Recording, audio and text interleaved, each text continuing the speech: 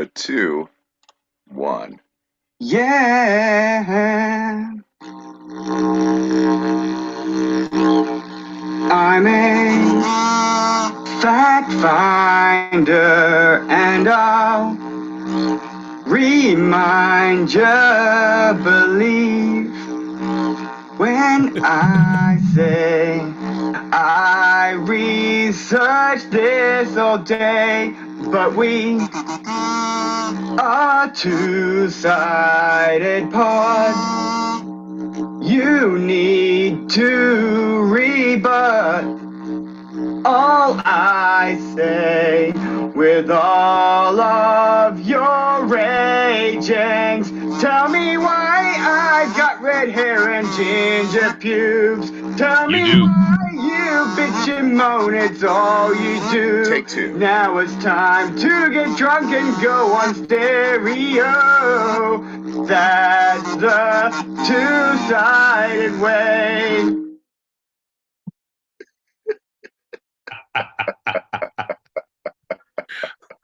Oh, holy shit, John. Oh, shit, I'm in the library. Didn't take them shits off. Ladies and gentlemen, boys and girls, children of all ages, we are the Two-Sided Pod. We're here every Tuesday, 8 p.m. Pacific, 11 p.m. Eastern. That's 4 a.m. Greenwich Meanwich sandwich time if you're across the pond. And right now, we're just catching up with John's technical abilities. They're stuck somewhere in the mid-80s right now, John. That's a big leap and bound from where you've come, where you were. We've come a long way, baby. We were printing in pencil previously. Hey, everybody. There we go. All right. So, yeah, just trying to get all these things set up here. Perfect. And all right. So, yeah, if you're here on the YouTubes, welcome. If you're not listening to us live on the YouTubes and you happen to be somewhere else, fucking We're good sorry. for you. That's how timelines work. You're somewhere else. You got places to be. Right, but you'll be listening to this is a live show, so we got people on the stereo app who are putting in live messages. We'll be playing some messages throughout there. You can type messages if you're in the YouTube. We already got Faith in the chat. What up, Faith? Let's go. Good to see you, girl. Always a pleasure. So Right on. if you're new here, pour a shot, hold on to your butts, get ready for something weird. So I'm gonna keep popping these packets, all right? Hold on, let me plug. Yeah, I got a plug. I got a plug and play. Yeah, John does these. Once again, your technical abilities are writing checks that are technical. Klondike 415. Yeah, Katie Dig 218. Go for John. For John. Mm-hmm. I'll connect you. It's a living. All right, John. Here we go. No, I am the last packet. My guys. I'm here. Carry on. What up, Jules? How are you doing, my love? Good to see you. Glad you're home. Been thinking about you. Glad you're safe. Sir Peacock of the Ginger Pubes clan. As you were. It's like a Scotsman. The color of his pubes is what family he's from. Look. I am a blue canary in the outlet by the light switch. Oh, there you go. Fair enough, John. Little birdcage there. So let's do a shot and start this show, shall we? Shall we? We shall. Cheers. Cheers, everybody. Cheers, my friend. Bink, bink, bink. Yeah. Oh, it would have been a lot better if I actually had it queued up. You know what that means, dummy? You got to do another shot when you're ready. Nah. Howdy.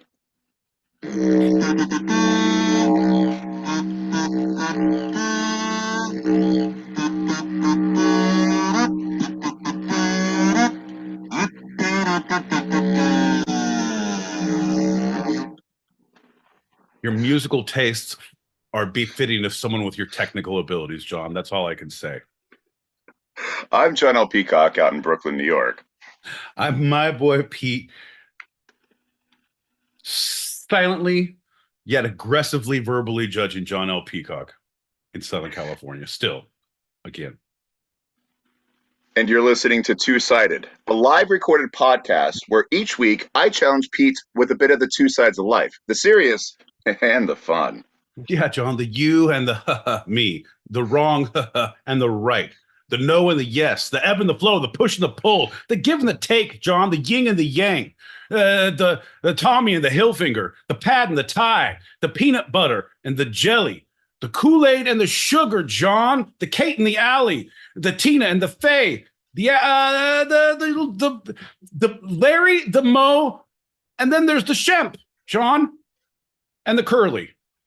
Should have stopped when I was yeah, wise guy, eh? Sorry, I trailed off. I was just trying to think of things, and all of a sudden had like, the Marx Brothers and the invention of the light bulb. Nope, wrong brothers. The airplane, the Belcher and the Harpo. Yakko the Wacko. And I'm cute. My boy Pete, let's start with a general check-in. How you feeling? Good, John. Good. I'm good. I'm glad to be home. I was out in the fucking Mad Max Thunderdome of Glamis this weekend. Saw some fucking crazy ass shit. And I can say it's good to be home.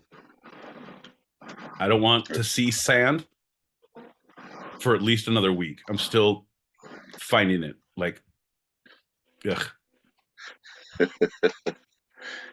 It's like the glitter of the desert, which is glitter is like the herpes of the glitter world. I was gonna say it's like finding sand in a strip club. It's the glitter of the desert.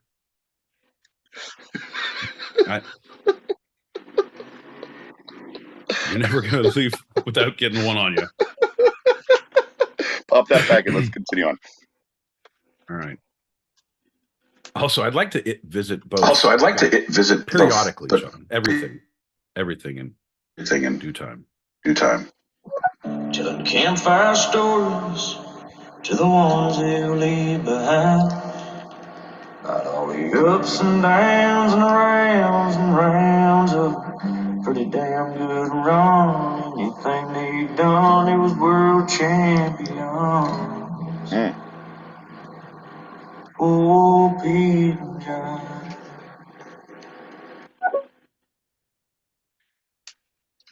John, that was going to be a surprise. I was getting that for you for Mother's Day. I had a country song written about the show, and it turned out to be horrible. And I was like, yeah, that should never come to light. But somehow, Dub found it. I'm touched. And actually, I'm taking you to court for that. Yeah. No means no. Come on, John. I wrote a song about it and everything. Oh, John. Come on. I'm a little dumbfounded. I'm threatened. I feel like I've actively been threatened. How dare you, sir? Nobody makes art about us. Those names, we're going to copyright those names too. My words, Sean. We'll get around to it eventually. Yeah. So help me God, we get around to a lot of stuff. You'd be shocked at the amount of things that we get around to eventually. Oh, Pete and John. John Pete, my friend. John. It'll never be as classic as some of the hits that we've come up with on this show. Keep that in mind. Oh, no examples? Oh, I didn't know. Folks, thanks for calling in. If you act now, we'll give you all the greatest hits of the John and Pete compilation. Such wonders as shut your fucking mouth, John. Nobody's listening. Oh, shut your fucking mouth, John. Nobody's listening. We're done listening to your dumb ginger hole. Or such things as, Pete, you're drunk again. You don't know what you're talking about. Oh, Pete, you're drunk again. You don't know what you're talking about. I think And that's why no one likes that song, John, because you just interrupt with dancing and ba-dum-ba-dums. We're not going to sell this album unless you fucking get on board, bud.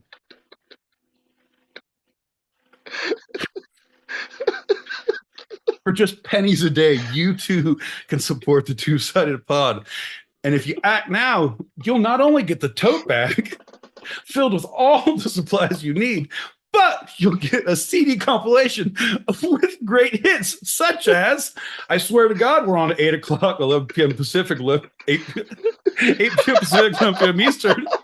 Oh, it's 8 p.m. Pacific, 11 p.m. Eastern. They're still not on YouTube. They don't know what time it is, but apparently they're so fucking rude. John, just saying. I give up. Anyway, I digress, sir. Back to you. Back to you. One more packet of pop, and we'll actually move on. Uno más. Hey guys, hi Ram, I hope everyone's good. What is cracking? Just finished watching No Holds Bar. You know, it's one of those weird ones when you think that you've seen something and you haven't, and then you watch it and you realise you haven't, and you just feel like, why the fuck did I watch it? True story. But anyway, I hope everyone's good. Anyway, let's go. Let's go. Yeah, I feel that way about a few movies. Like, oh, I've seen it. I've heard enough about it. I've seen enough clips. But right. Yeah, No Holds Barred. That was the wrestling one. That was the where he throws the fucking motorcycle or some shit. It's like, I want to say that, yeah, I've seen it. It was not good, but I was like, I probably haven't seen it. I don't know. Oh, now you're saying. Speaking of movies that you thought you saw, and then when you watch it, you're like, this isn't good, and I never saw it, and I shouldn't have. That leads us into our first lightning round. Lightning round. It's time to get down. Come on. Yeah. Woo. What's up, John L. Peacock? What's up, my boy Pete? What up, lightning round guy? Hey, you looking good. How you doing, brother? Oh, man, everything's good. I had a great President's Day weekend. I mean, I didn't vote for any of them, but I celebrate the day off. You know what I mean? I do. I completely know what you mean. What'd you do on your day off? Oh, you know, a little of this, a little of that. I had the house to myself because my boy Pete was off being true American with all the patriots in the desert. Oh. Yeah, he's upset that I didn't invite him to go. You're damn right. I'm pissed, man. That's my bread and butter, lighting shit on fire, going fast, saying, fuck yeah, let's go, Brandon. That's my shit, baby. Okay, that's why. Okay. Yeah. Yeah, right. Great. I'm glad you had a day off. I had to work. All right. Good to see you. All right. Well, you guys have a good show. We'll check you later. Yeah. See, John, that's another reason you need to check in with me on some of these things. You talk about shit beforehand. Get a fucking feel. Get a temperature of the room before you start bringing shit up. Wow. I know. Well, anybody knows that the first lightning round of the episode is always a standard Q&A. My boy Pete, are you ready for the questions? I have a shot, and then I will be. Would you like a shot? Yeah, of course. Cheers. Cheers, everybody. Cheers. Bink, bink, bink. Hey, you're welcome for listening.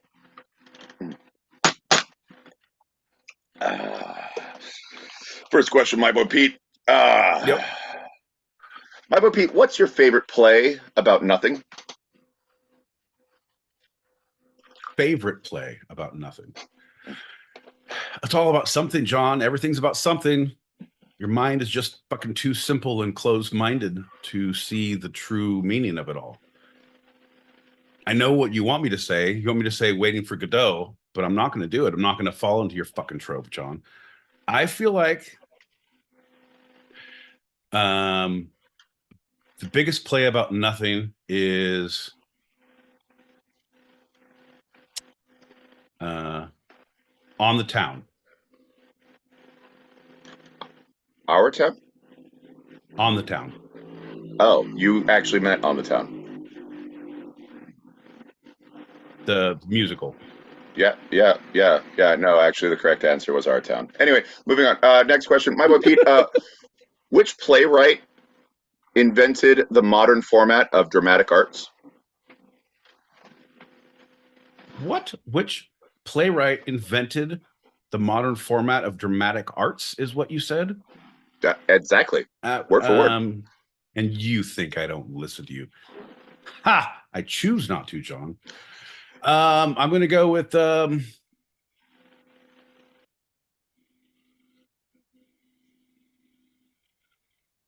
Socrates. Okay. Yes, a philosopher. Next question. My boy Pete, how much can you say about subtext in theater? How much can you say about subtext in theater? Well, here's the deal, John. If you do it correctly, it's all done with the eyes, baby.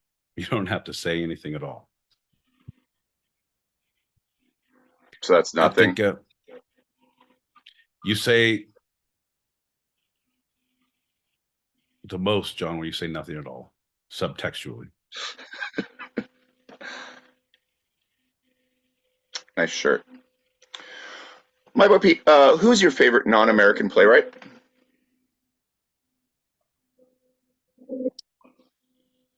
Shit, John, I don't know. Non-American playwright. I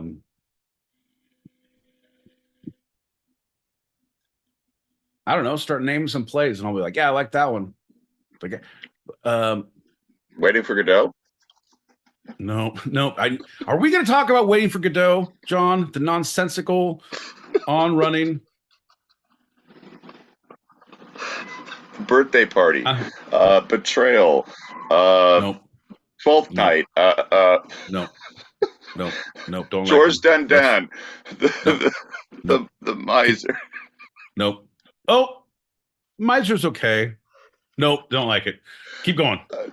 Siegel. Nope. No, I hate him. Lunasa. Nope. The something at Lunasa. You know that one. Cherry Orchard. Same guy who wrote Siegel. Hate him both times. All's Well That Ends Well. Much Ado About Nothing.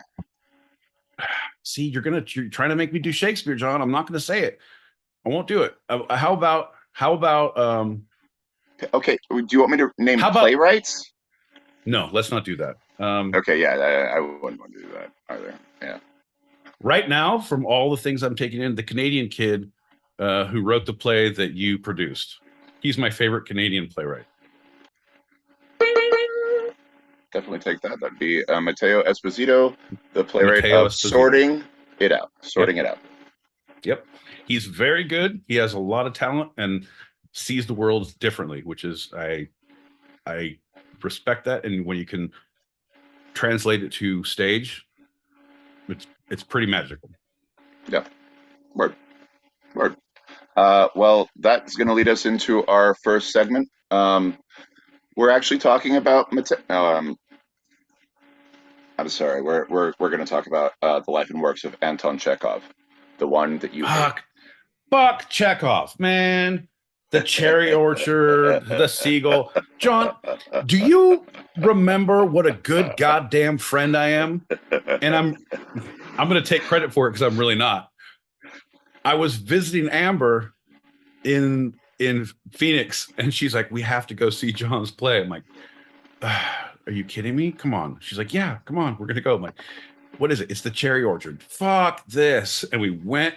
We got there like 2 hours early, and we hung out and drank, and then went to see fucking the Cherry Orchard because of you. And I was like, "See, you're good job, bud. You were great." Yeah. The great part about that story is I was in rep in 2 plays. Cherry Orchard, I had an extremely small part, and The 5th of July by Lanford Wilson, I had the lead. And you all chose to see the Cherry Orchard. I didn't choose anything. I didn't even want to be there. As a good friend, I showed up to whatever the consensus was. Hey, man, this is going to be bullshit. We shouldn't go. Fuck John. Fuck his couch. He gets it. He's an actor. This is the struggling art, man.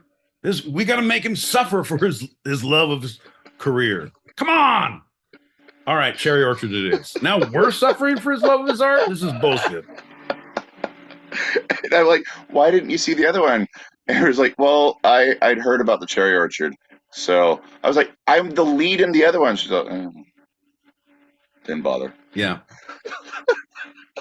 Doesn't matter, John. Doesn't matter. I learned from that moment on. Actually, I learned it before, like in college, probably from you. But if you self-promote and then you're only going to be disappointed. And you're known as a person who's like, oh, fuck, he's in a show. He's going to come and tell everybody. Hold on. Jesus Christ. So I made it my goal. It's like, oh, yeah, I'm doing a thing. Doesn't matter. Should I go? Whatever. Right. And you only tell them when they ask you, like, hey, what are you up to? Yeah. I just finished this thing. You should have told us. Yeah, it's not my style, baby. You had your finger on the pulse of the goddamn theater arts like some of us up in this bitch. So anyway, Anton Pavlovich Chekhov was born on January 29th, 1860. Pavlovich. Every time you say that name, I salivate, John. Why is that? Because you can smell the rum. It's the Pavlovian snitch response. I don't know. Conditioning. What do you do? Okay. Anyway, he was born early in fucking Mother Russia. In Mother Russia, Chekhov writes great play. Taranrog is Russia. That's where he was born. I don't want to. Taranrog. Yeah.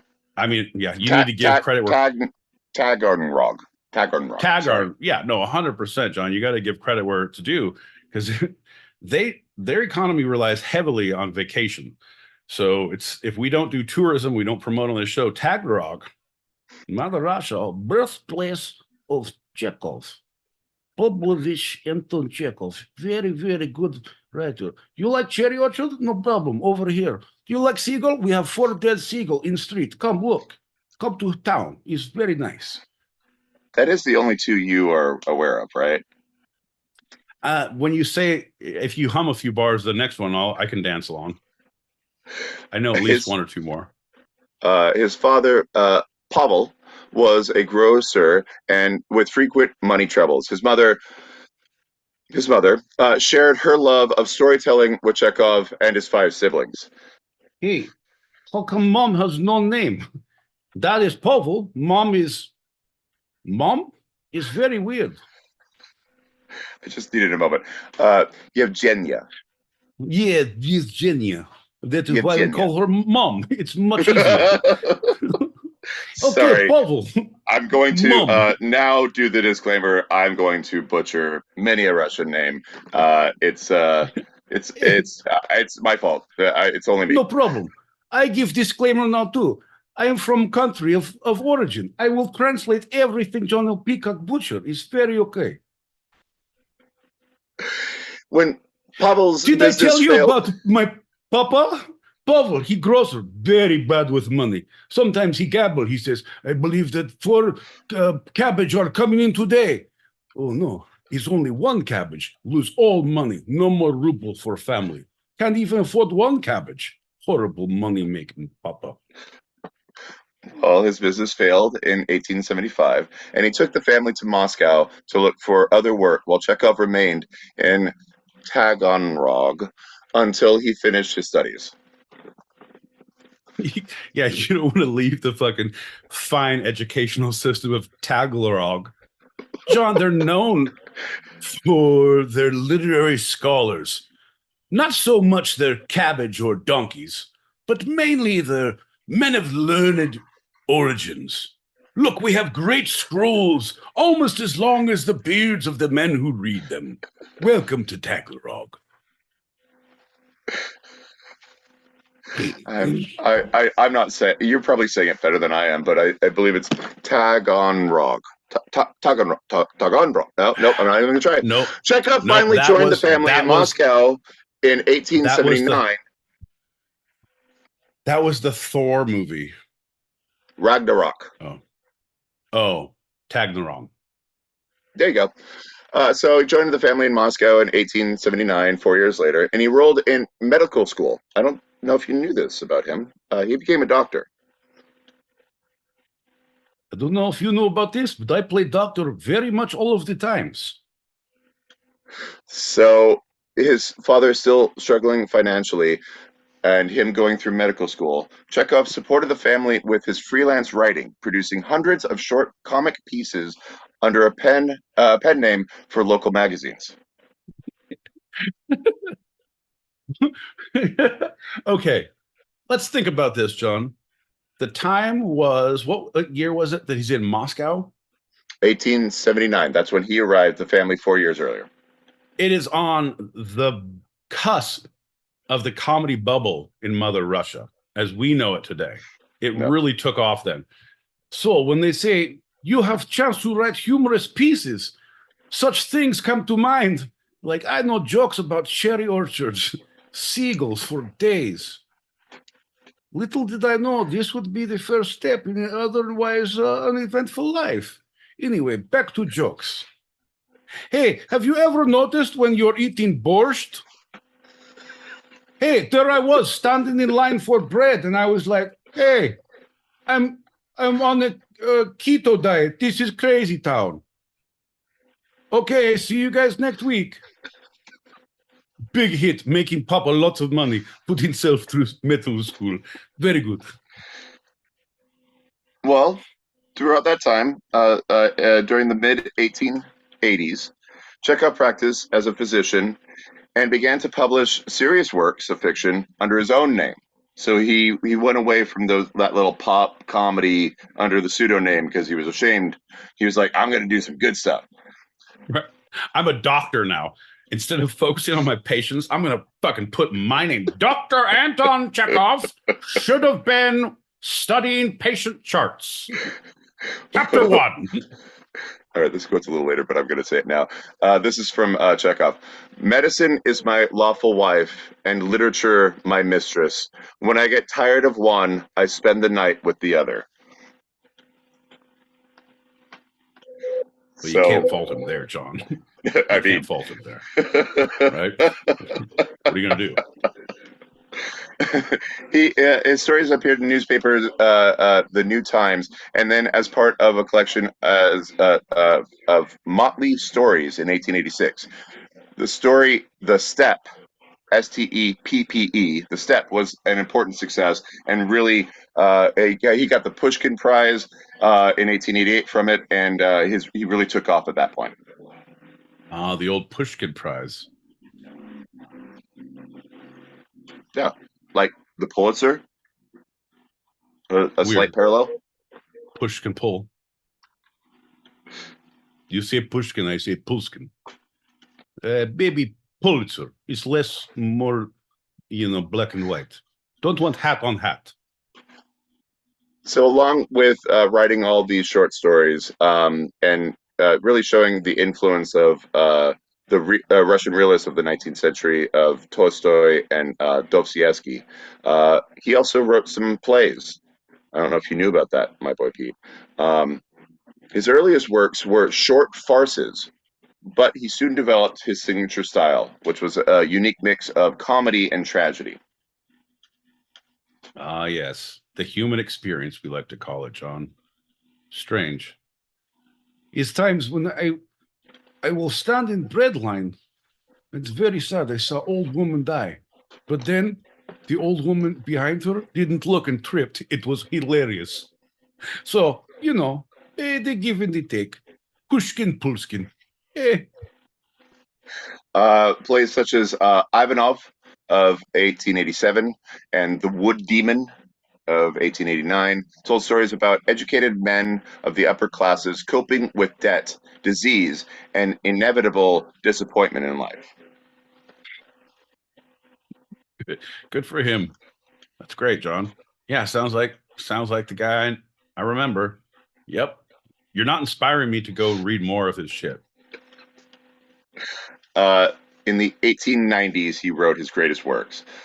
In short stories of that period, Ward Number 6 and The Lady with the Dog. He revealed a profound understanding of human nature and the ways in which ordinary events can carry deeper meanings. He really got into subtext and metaphor. Metaphor. That's like when you're trying to say something, but you use something else in its place. It's like it. It is like it. It's like when you're trying to make me understand something and you use something that is close to as an example. Mhm. I don't understand it, but I like your trying ability. Well, I got a good smile, Lee. Uh, while Chekhov's peers wrote big books on banner headlines topics such as war and peace, the possessed, and crime and punishment, Chekhov produced the most unassumingly titled stories in modern fiction. Quote, a boring story, a trifle, a misfortune, a trivial incident are just a small example of his average story title. Sounds like he has a personal issue. Like he doesn't have a good self-image. He's like, well, no one cares. My dad was a horrible grocer. Poor Pavel's money troubles. And the boy who failed him. I don't know, John. I don't know if that's a badge of honor. I feel like that's just a picture to someone's psyche. Well, so okay, so he presents these stories and his subsequent plays as kind of meaningless. And in the first couple of lines or scene or two, he has some like looming huge thing that they don't talk about, but there's a slight mention, and just trivial things about the weather, and it really delves into their like private desires and aspirations through subtext and just being human and not talking about the grandiose, but talking about trivial and revealing yourself. Yeah. No, I'm with you. But it's like why do you name your book that? Why can't you be obtuse a little more, like, ooh, a fart in the wind? Like, what is that? Like, I don't know. But it's there a minute, gone the next. I don't know. So the plays of these years, he concentrated on mood and characters to show that the characters were more important than the plot, and that shifted the dramatic arts in a big way because it was all about plot and just people going through that plot, where he was saying there's not really a plot, but the characters themselves are more important.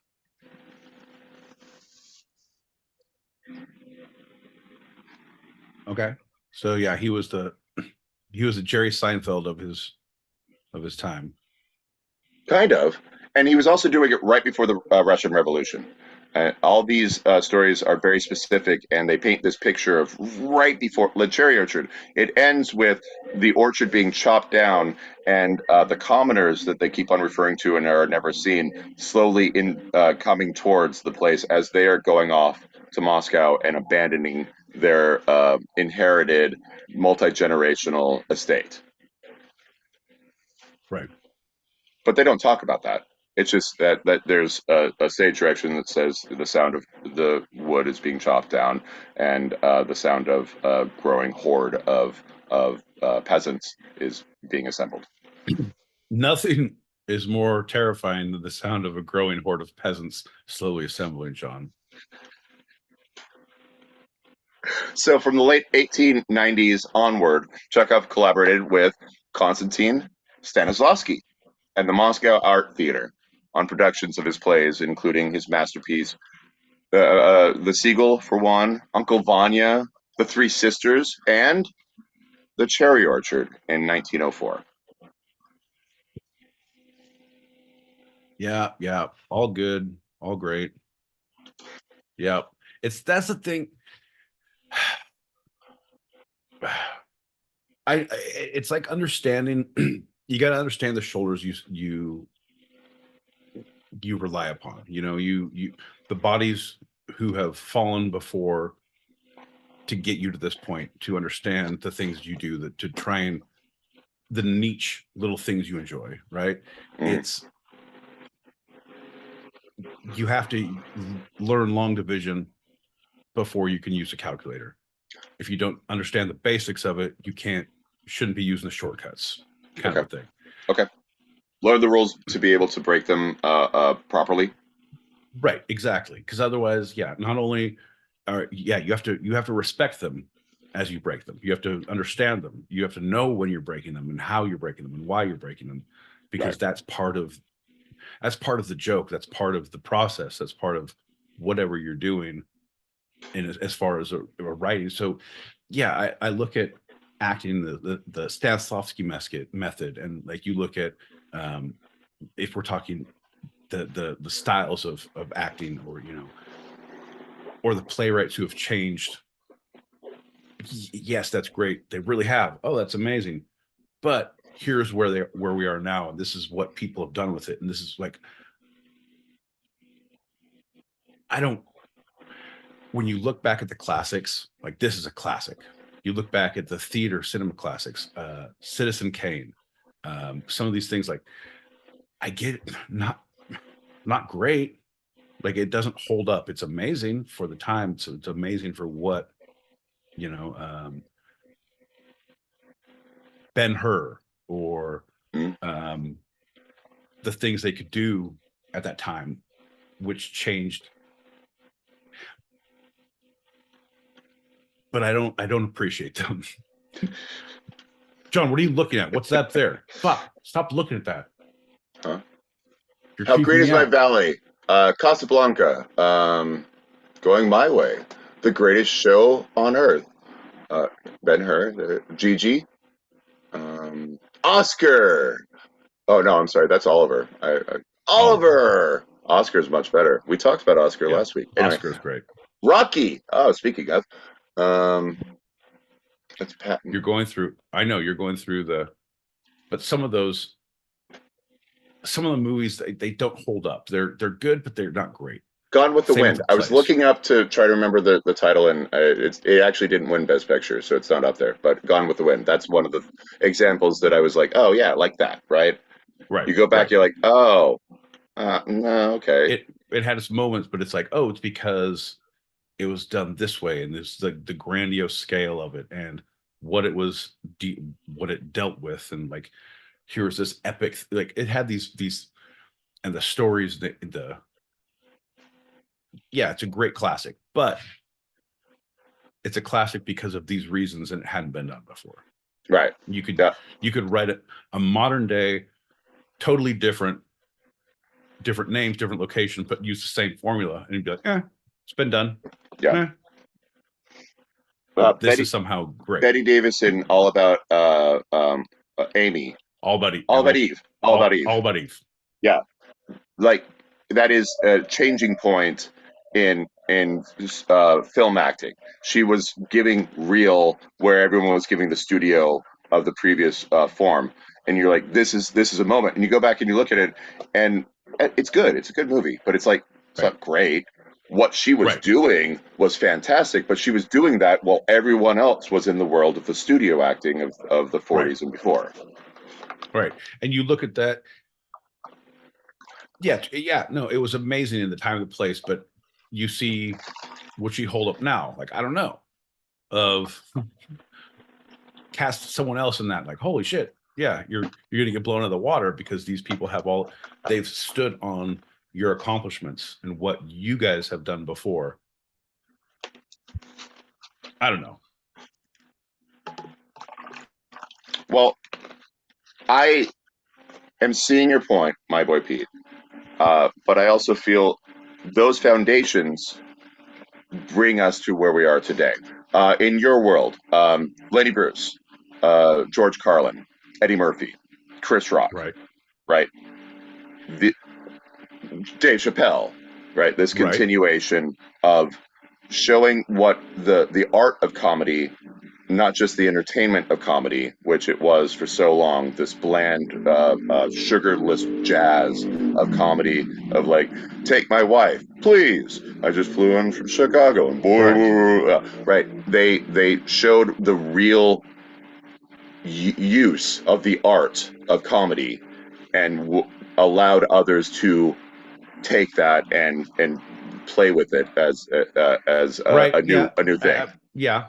No. Okay. So I see your point. Yeah, you're right. That if you look at them like that, like, hey, here's the pillars of our community. These are the forebears that we should look upon with homage. Just like, oh, okay, recognize what they did. Yeah. You don't have to like it, but see, that's the thing. I feel like you have to like it. I'm not saying you don't have to like it. I like it. Yeah, but then we're going to get into a whole thing about what your opinions are and what mine are, and then it's going to get personal. Then you're going to go cry. It's going to be a horrible thing. He going to cry in the car. Look at him. Look at him. My grandma gave me that chain. My grandma gave me that. Sometimes I cry in the shower because you can't tell the tears from the water. Oh, like Tears in the Rain. A good Blade Runner reference. Thank you, my boy Pete. Same. There you go. Another founder, another forebear. Yep, there we go. A little more about Chekhov. During that time, he married Olga Knitner, an actress from the Moscow Theater. So he was doing the thing that became a bit of a stereotype. The older director or playwright. Hi, lady. In 1901. By this point, his health was in decline due to the tuberculosis that he had affected him since his youth. He was always a sickly child, a sickly adult. That is something that I didn't mention because I wanted you to see him in one aspect, but that was his existence from the very beginning, before his art began. Yeah. That's great. It shows his work. I don't like weak-minded children or weak constitutions, John. I can't stand for it. Won't stand for it. I'm lactose intolerant and weak constitutional intolerant. Okay. While staying at a health resort in Badenweiler, Germany, he died in the early hours of the 15th of July of 1904.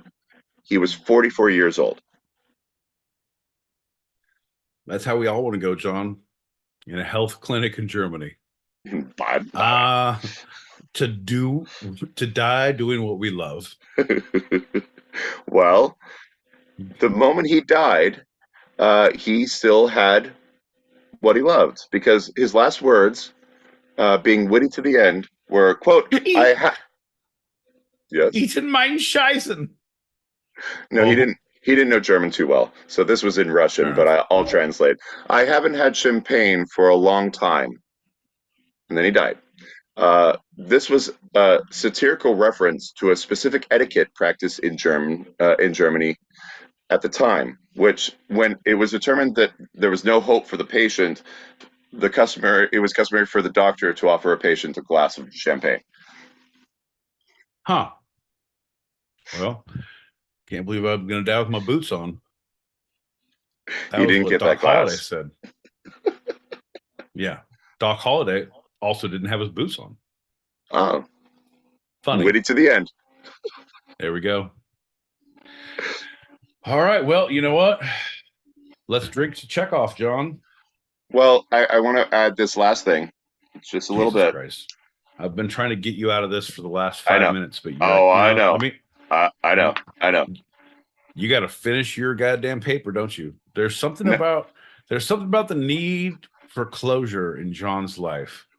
He can't not touch the light bulb 3 times before leaving a room.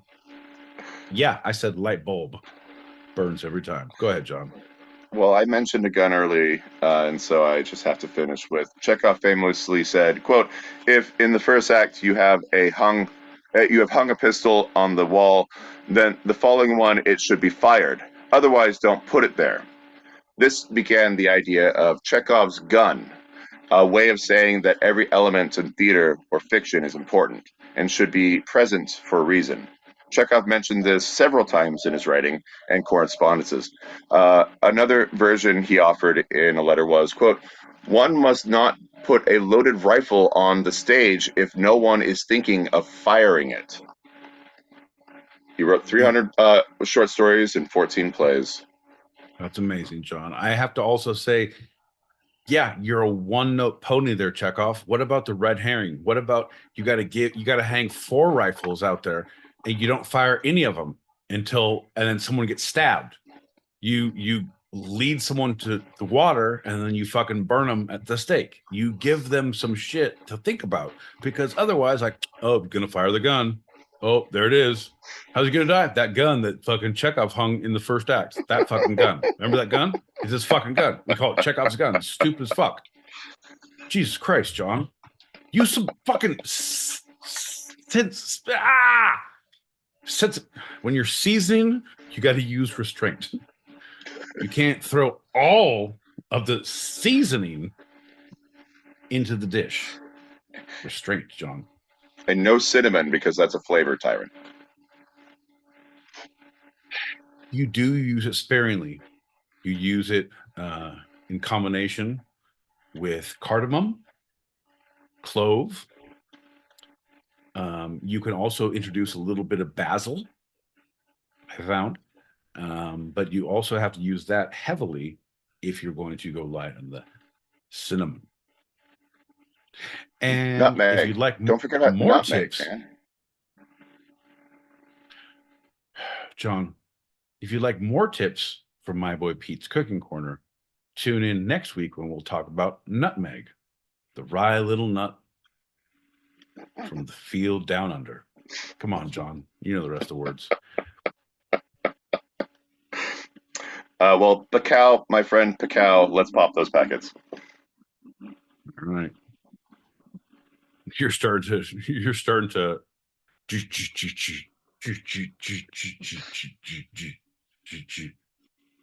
popping packets. There you go. You caught up now. Giddy up. Yippee-ki-yay, Mother Russia. Mother Russia, Nakatomi Tower is one story. Well done, Dave. Stop by to say hi. Hope you're having a great day. What's happening? What? Mm-hmm. No Nintendo de Ruski? English or Spanish only, please?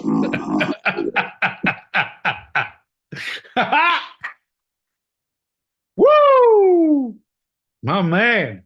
Good to see you, brother. Like, yeah. Espanol. John. Yeah, you know, I'm a big fan. Good to see you, Mr. McShitballs. You could say your father was a gross grocer. Do. Won't get food again. Wow!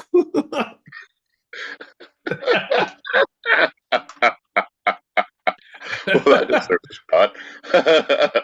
I'll drink to that.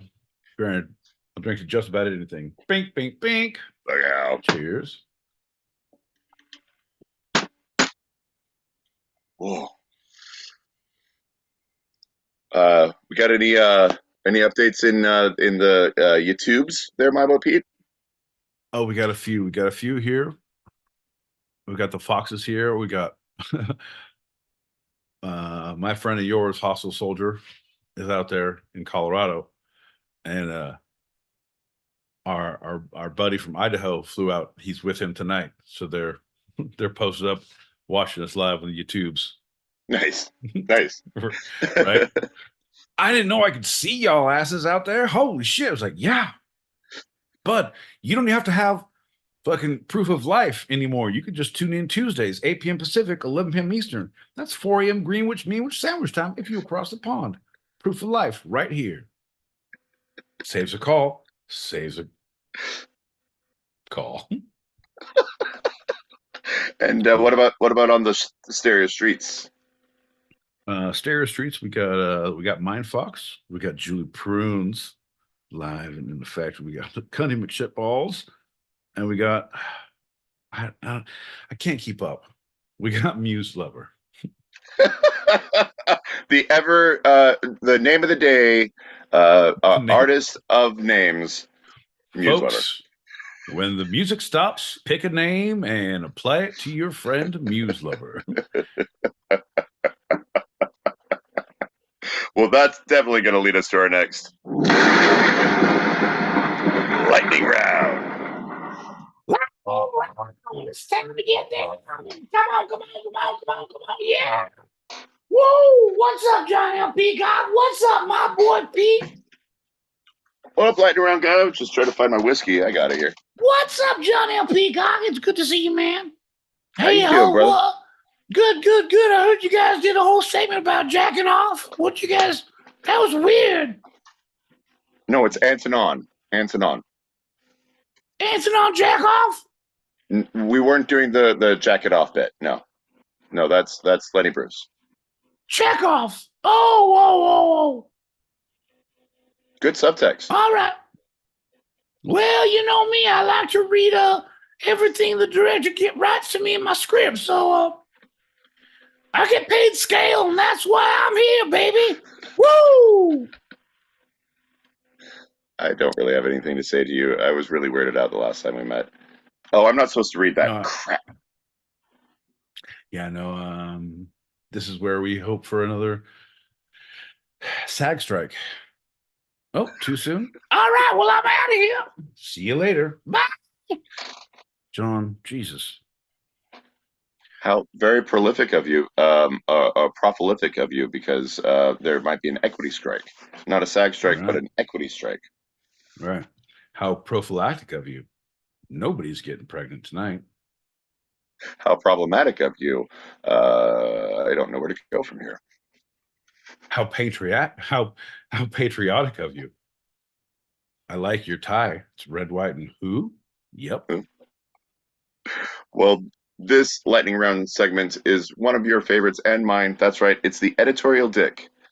It is also one of my boy Pete's favorite ones as well, where I read to my boy Pete just the headline of today's news from different sources, and he editorializes.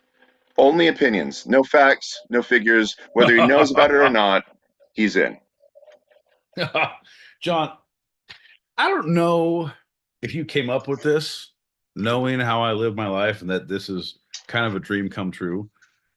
I didn't know that there was editors who, when they do editorials, that this is what they do, but they also have to know about the thing. I don't even want to know about the thing.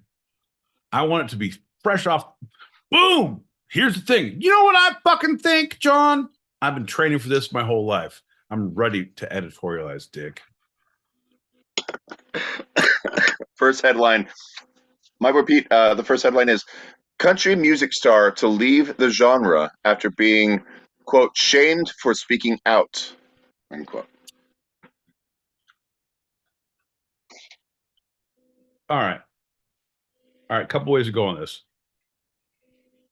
Number one, you're welcome for getting shamed to leave the country music genre. Who wants to be there anyway? You might as well be in Christian rock, motherfucker. Number two, were you really? Or were you not selling enough albums and like, oh, I was kind of a dick?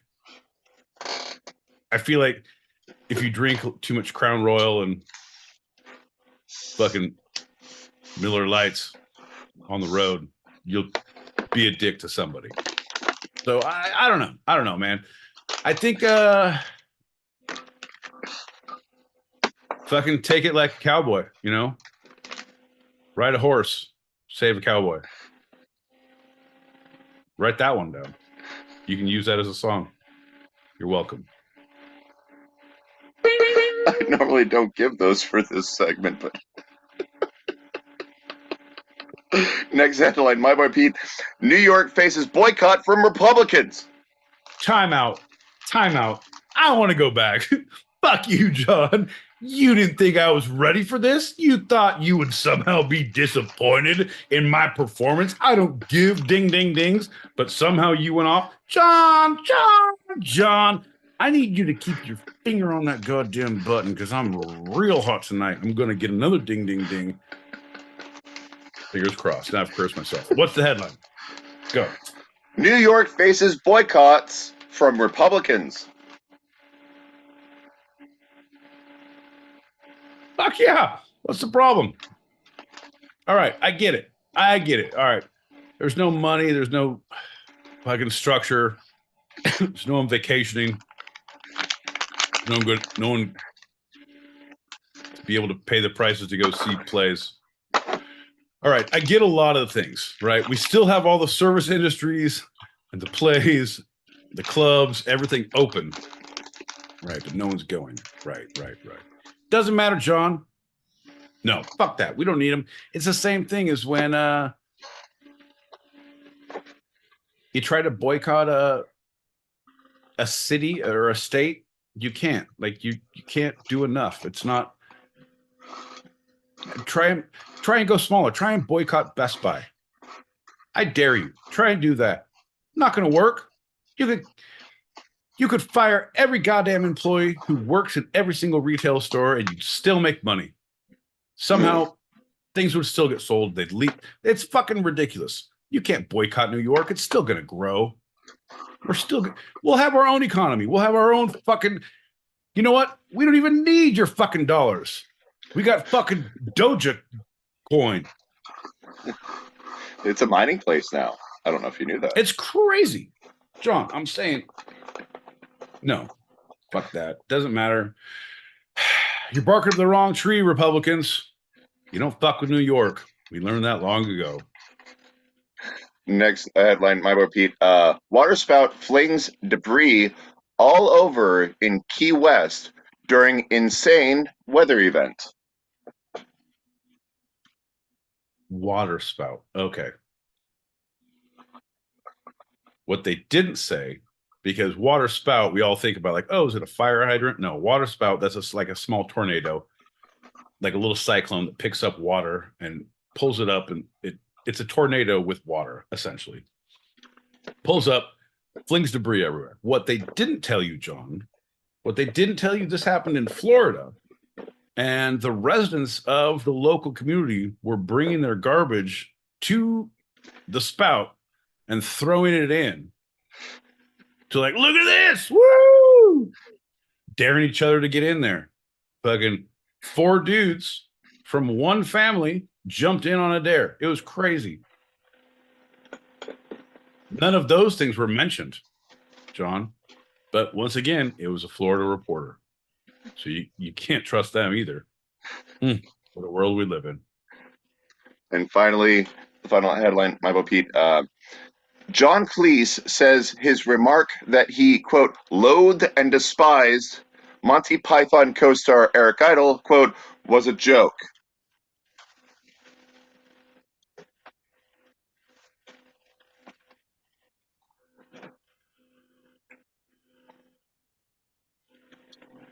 One of the things we learned about comedy, John, it's always based on a little bit of truth. There's always something there.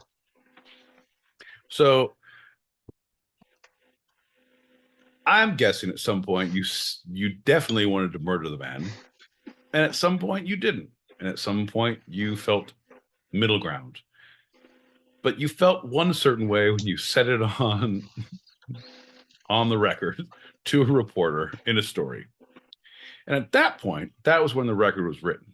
And now at this point, you don't feel the same, and you're joking. We get it. Hey, man, relationships are roller coasters.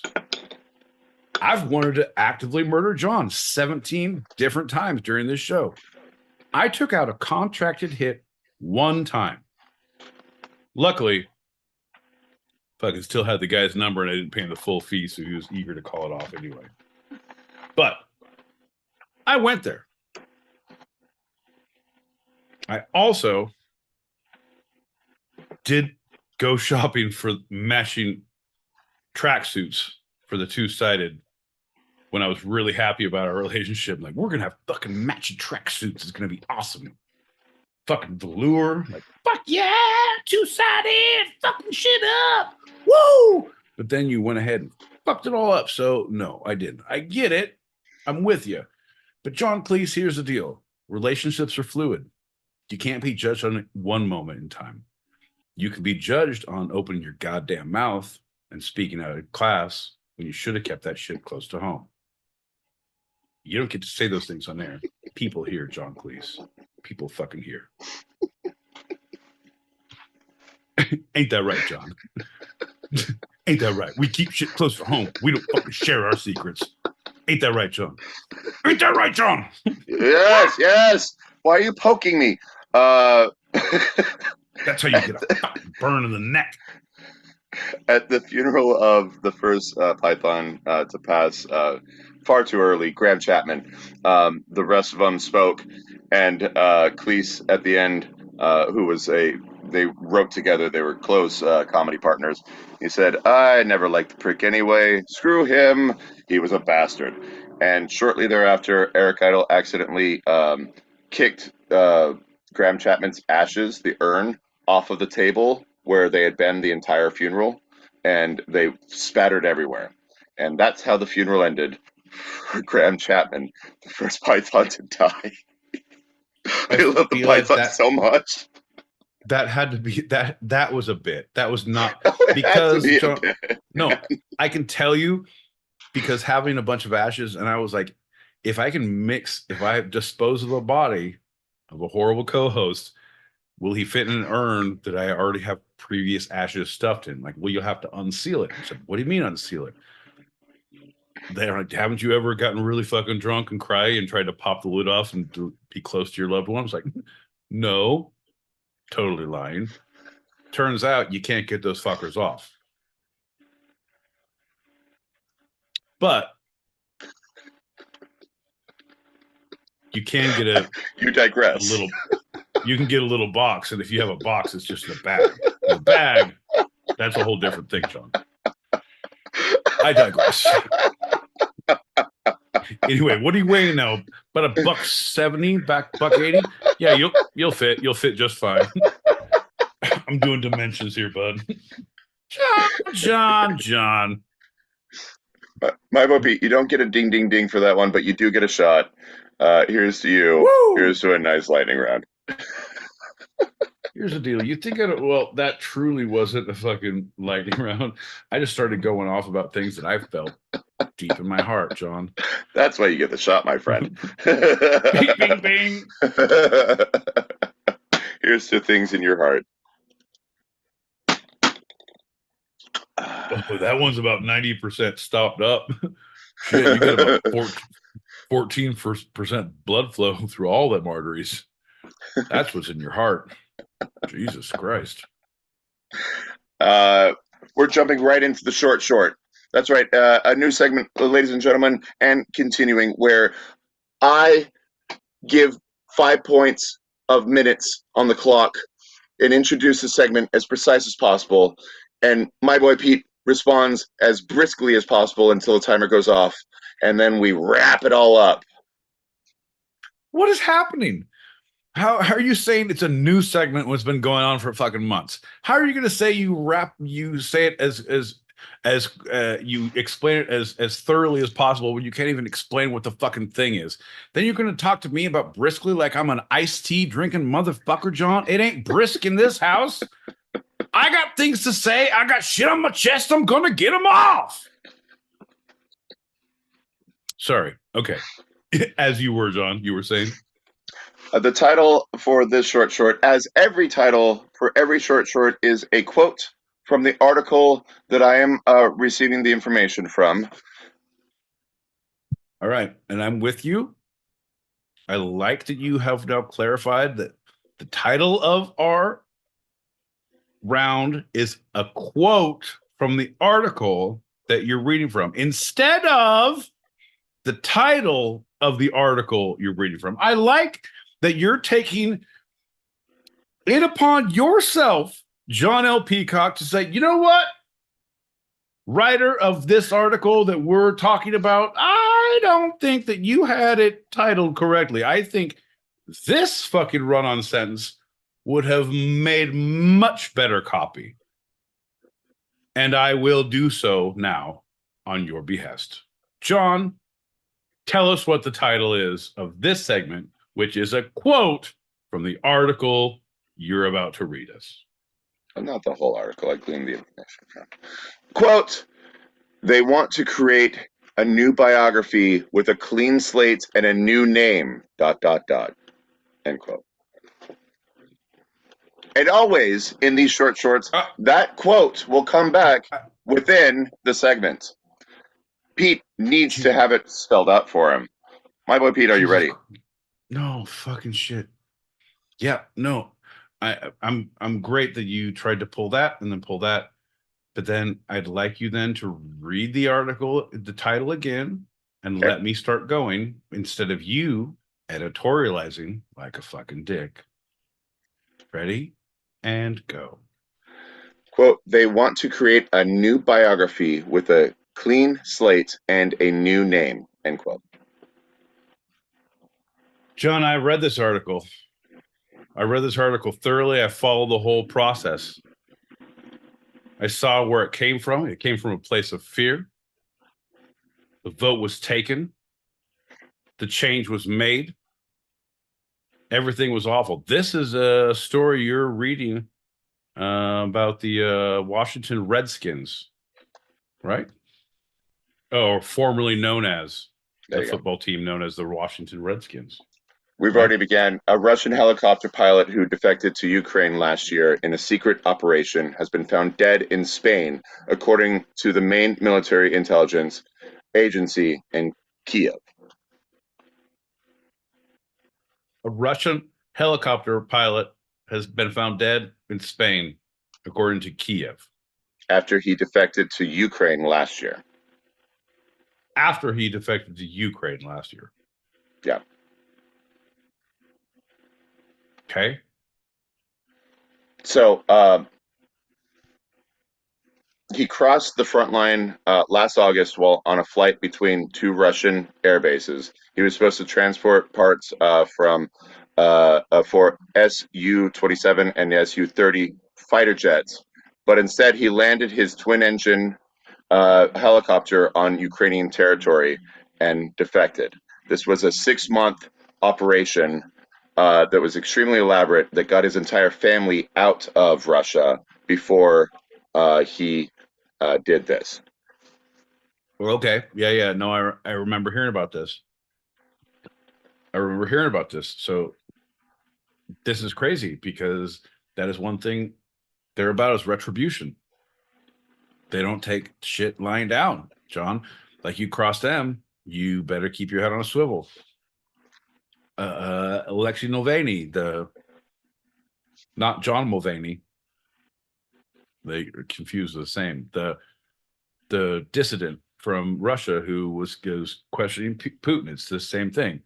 It's anyone who goes against. There was you don't fuck with them. With the small bits of power they have. The journalists in London, the people being thrown out of windows, the poisonings, right? Right. They're gonna reach out with what power they have left, and they're going to execute aggressively the people who have put them there and who are. I mean, they're going down. They're not going to come back from this. That regime. Yeah. So his body was discovered last Tuesday, and it was on a park ramp underneath his apartment block.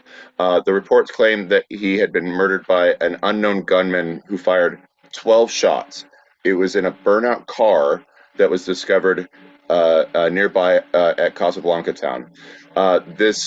The Spanish authorities initially thought it was gang-related, but then they found out that of the extraordinary backstory and his former role in Russia's war and invasion.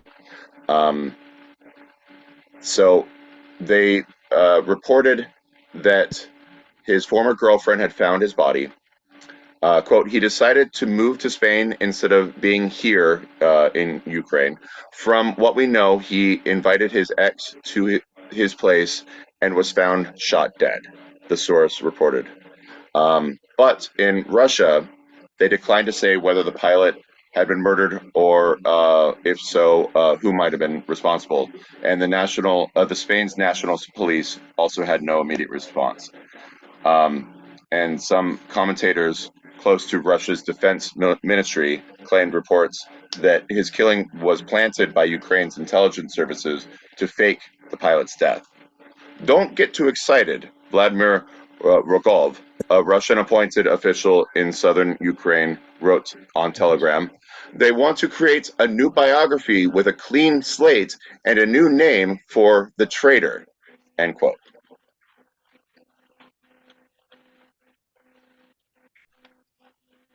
And there's the quote, folks, ladies and gentlemen. That is where this all stemmed from. John, your editorial capabilities continue to amaze me.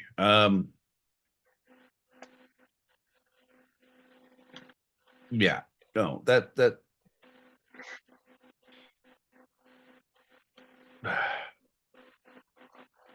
no, my mind is reeling in a lot of different ways. My first instinct was like, oh, if you're doing something, if you're getting out, like, get out. Shut the fuck up. John, what did I tell you before the show started? Right. What gets you into trouble? Your own fucking mouth. Right. What gets me into trouble? My own fucking mouth. Shut the fuck up. Turn that off. What gets me in trouble? My own fucking mouth. Shut the fuck up. If you did get out, if you did invite someone over, if you did reach out, shut the fuck up. You did it to yourself. At victim blame, yes. Yeah, shut the fuck up. But come on, John. Come on. Enemy of the State. Will Smith's asking. It's not Keith Richards. It's Gene Hackman. Why'd you blow your place up? And Gene Hackman says, because you made a phone call. Right. Because you made a phone call. Great movie. I got to watch that one again. That is a good one, actually. When I was thinking about it, I was like, wow, that's a good scene. But like the whole movie, great. Good callback, actually, too, because you. All right, John, let's do a shot to you and your fucking recall. My man. I have to say, I am impressed. Ladies and gentlemen, boys and girls, children of all ages, we are the Two-Sided Pod. We are here every Tuesday, 8 p.m. Pacific, 11 p.m. Eastern. That's 4 a.m. Greenwich, Meanwich, Sandwich times on Wednesday mornings if you're across the pond. If you follow us, well, you know what we're about. If you don't, and you don't understand what you've heard, and you can't understand what you've seen, and you don't know why we're still here, well, we don't either. But tell your friends, tell your coworkers, tell your goddamn parole officer. As long as you hit that like, hit that subscribe, hit that alert button. John, cheers to you, my friend. There you go, buddy. Cheers to you. Cheers, everybody. Hey, you're welcome for listening.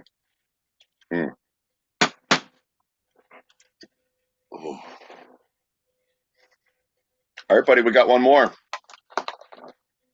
You ready for the serious? Well, I truly don't know. I'm so questioning all of your editorial abilities, and I feel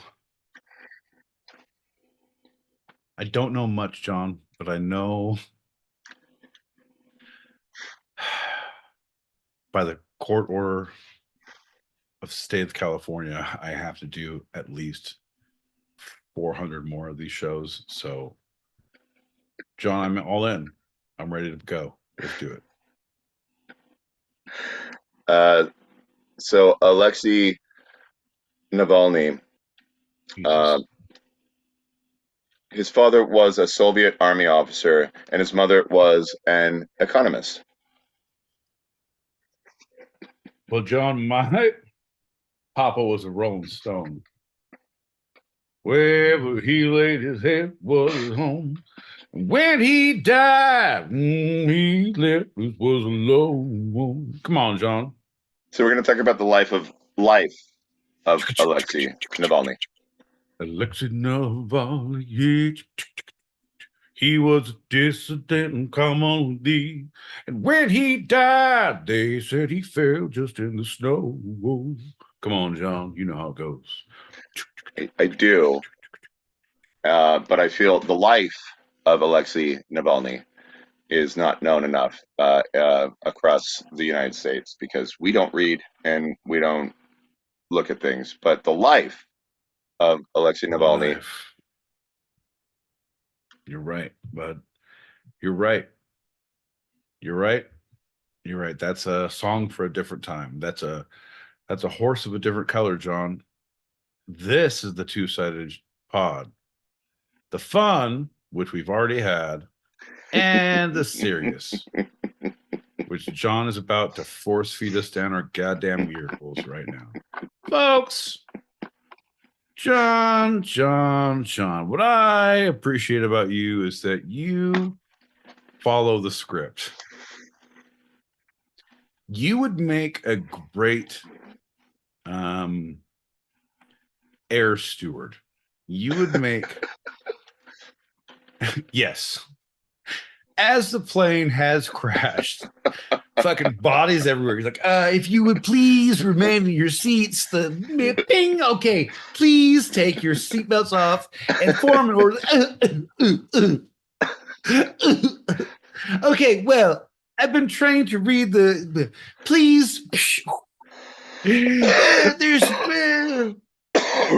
flotation devices. My peanuts. You said sorry, peanuts, right?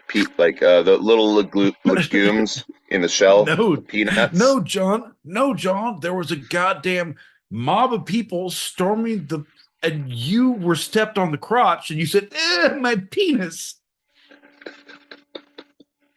I was doing the John L. Peacock impersonation when he was an air steward, a person of the air who serves others. I don't know what their fucking term is now, John. It's not safe to talk about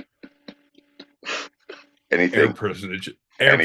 Especially with the topic I just brought up. I give up, man. Here's the deal. You've ruined Christmas. I can't celebrate Hanukkah anymore. Kwanzaa is out because of you. Yeah. No, I mean not because you indirectly, John. I don't get celebrations. I know.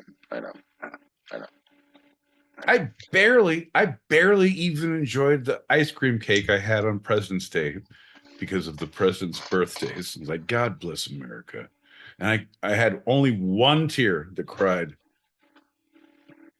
Oh, like that Italian guy at the commercial. Hey, it's bellissimo, John. He was portraying someone else, but he was Italian. Anyway, so Navalny grew up at a variety of garrison towns in the Moscow area, but he spent summers with his parental grandmother in the countryside near Chernobyl, Ukraine. Right. Here's the deal, bud. I just want to bring back the fact, right, that when we have a specific tragedy that just happened, like it is fresh in the consciousness, right? There's no air for anything humorous. So we're now reporting an active. Okay, no, I understand that. So okay, I need you to. I'm gonna go completely off script. I wanna ask you something. Perfect. I want you to. I would love it if you're gonna go completely off script and then literally just close the script and then ask me something and we talk about it right now. Just close that and we talk about it. Actually doing because you know what you're going to ask, you know what's going to happen, or what you want to tell. There's a lot of great facts. Like, he had a great life, man. Here's a great person who anti-corruption league that he created, right? Grew up a hard life, lived his life, had a wife, had a family, was all about the people, all about the country, and because of his speaking out, he was persecuted, he ran, he fled, he was poisoned. He almost He died. He came survived back. that. He went back He to survived survive. that, which is He went amazing. back to John. I've been poisoned once or twice. All right. I'm not going to brag, John. And I'm going to say once or twice it was by myself, accidentally, but I survived Okay. it both. Like, fair game. You know what I mean? Odorless, tasteless.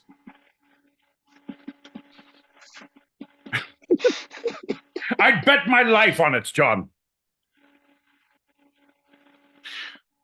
I'm just saying. It's a whole thing.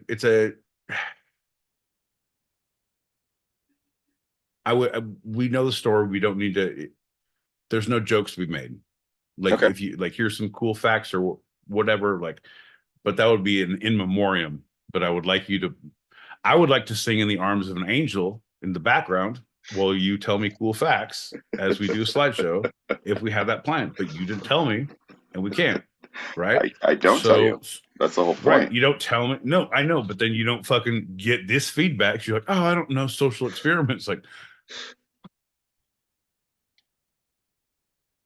Gone with the Wind. On the Waterfront. That's a good one.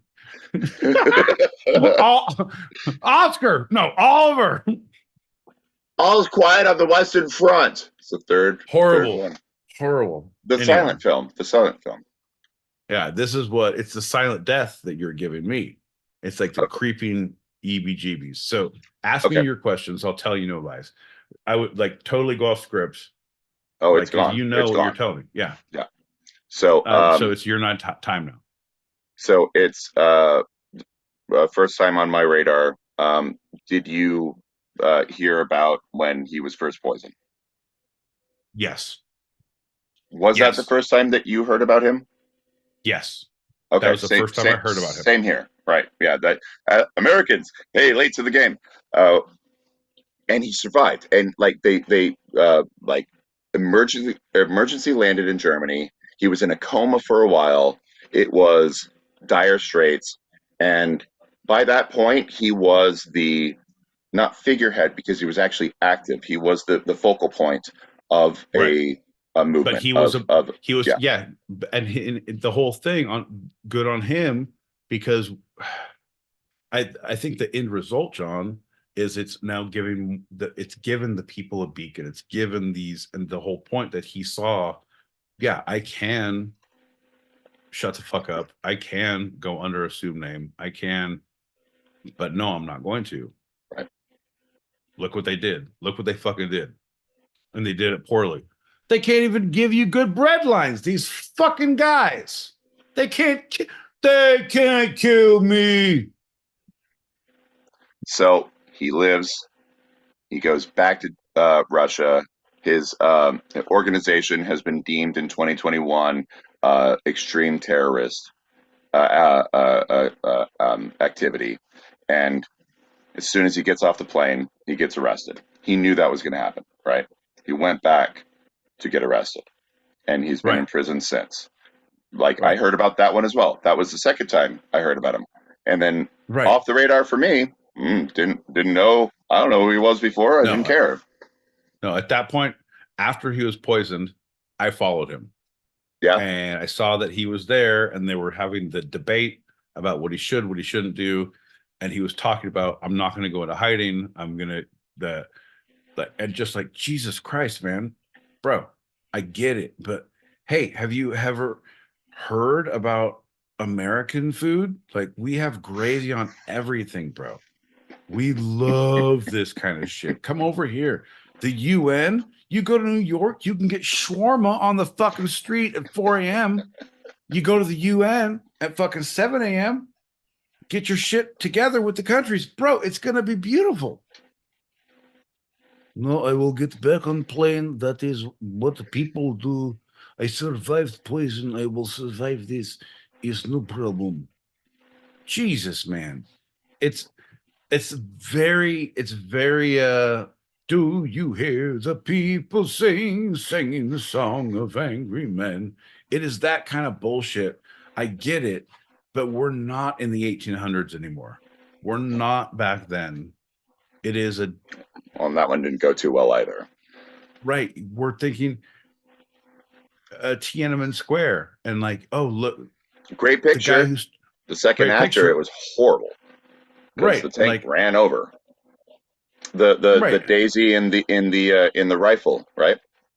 right, 100%. Like those moments, I think we've been bastardizing, and it inspires people because we don't know, and we don't, and we're still hoping, and we're the remembrance of, and what are you looking? I don't know. I feel like you could do better work being alive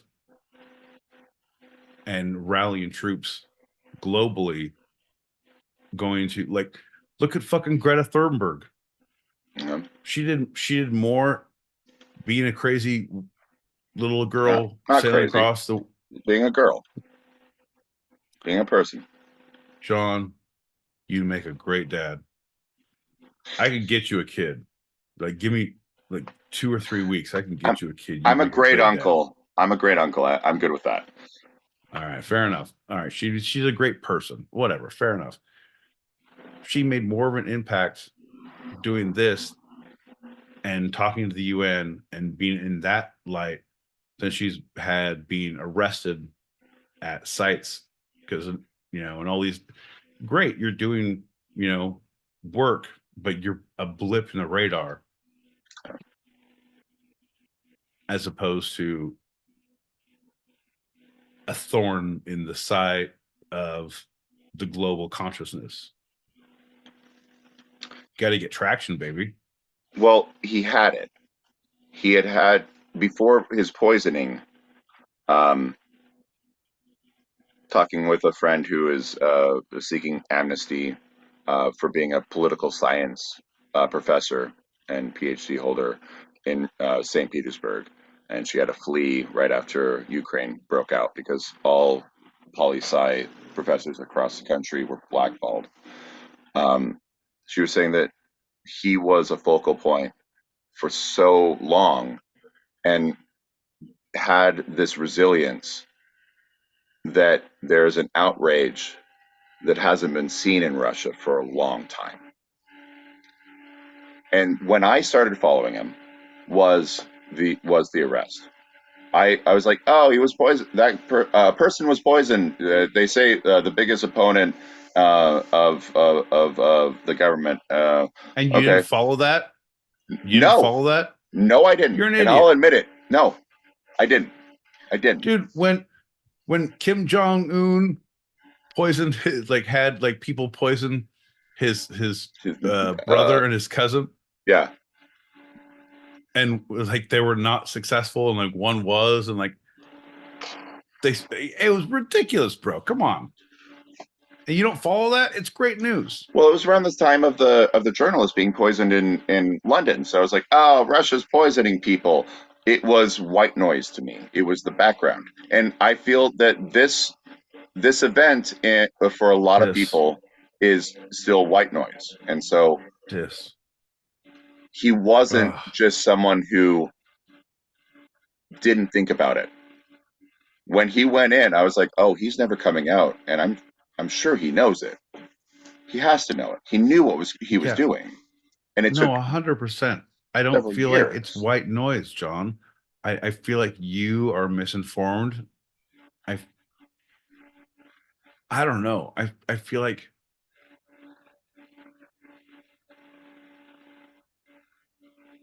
I don't know. I don't feel like it's white noise. To me, I don't feel like it's white noise. It's not, very, but I'm saying a lot of people are in the U.S. The poisonings? No. Even the U.S. I'm saying maybe it's just me. Maybe it's just me. You. No, it's 100% you. This is where I'm saying it's you. When you start seeing poisonings that are happening, hey, here's a fucking series of poisonings. I don't give a fuck where it is. It could be a goddamn serial killer who is international. This is the new Jack the Ripper with a fucking Euro rail pass with a fucking cyanide capsule. This is beautiful on so horrible, but I can't wait to read the book, see the movie. And it's oh no, it's Russia. Fuck. There's no movie. It's real life. This is bullshit. And then you're sucked in because now I already committed. John, I had a character picked out for myself because it was going to be a third person. It was me reading the book, which was happening, and then the fucking characters, Konstantin Chekhov. John, exactly. You get it now. It's a play within a play. Now hold on to your butts because it's a play within a play within a play.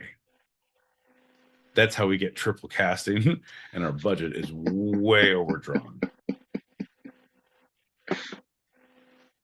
Right now, we're doing readings with Seth Rogen and Jack Black. We're not sure who's going to play me yet. I think Jack White is supposed to play me. So no, it's Ed Sheeran or Ellen DeGeneres. We're not sure. Prince Harry, he's stooped that low. No. It's Ellen. She's gonna wear a wig. It's a dancing moves that sold us. Come back, baby. We're doing character work. I would like to do a shot with you at this point. So, John, let's put a pin in this. Are we done with this? Because let's sum it up. You know what? This entire thing, even with my script, was a little long. I was always intending this to be a part 1, so we can put a pin in this, and there will be a part 2. Maybe not tomorrow, maybe not next week, maybe not next month, but at some point we will have one. And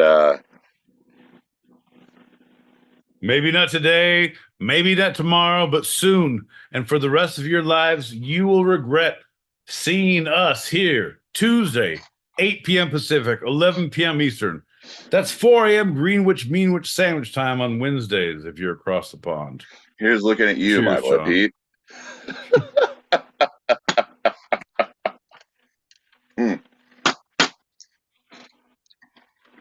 We got a quick packet to pop it. Got to pick a package or two. Package 2. Well, you got a package or two.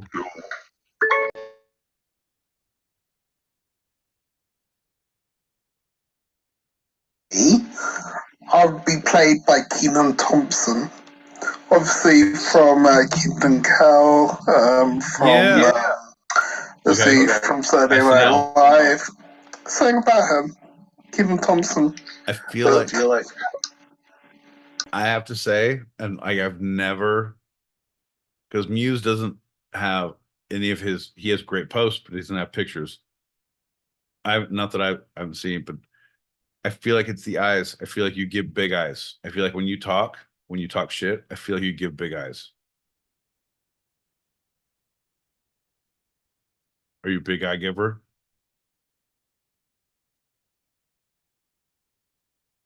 I don't know what that means. I genuinely do believe I find that so funny. It was like when you're growing up and you think like, oh shit, I relate to like Will Smith. I'm blatantly Will Smith and watching Fresh Prince of Bel-Air, by the way. And you're watching it and you're like, oh yeah, I'm blatantly Will Smith. And then you get older, you look back at your life. Yeah. About it. Yeah. No. Hilton. Yep. You're Alfonso Ribeiro. The fuck? Yep. Oh man. 100%.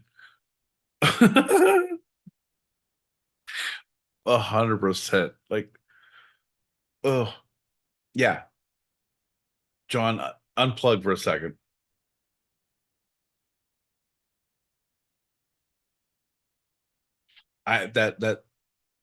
Yes, because we're talking about movies and your characters who go with you, whatever. I know, but all right.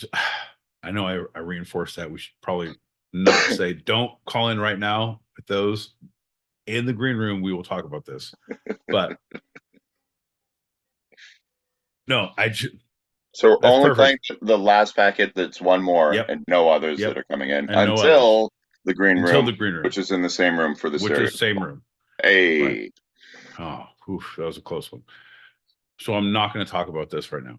or should I? Yes, I should. Yeah, obviously. Yeah, no. Of what you think of yourself of, and what you're like. Oh, I'm this. I was like, oh, I'm totally like Zach from Saved by the Bell. I'm totally the like, oh yeah. But then you see the movie Angus, and I was like, oh, no, I'm Angus. Yeah, that was me. But I was like funny and hilarious, but I was poor and angry. It's like, oh yeah, yeah. I thought you were going to say Rudy. Oh, definitely not. I was in the school of Rudy. Not at all. I learned a lot. Had a purple suit. Fucking, it was pretty good.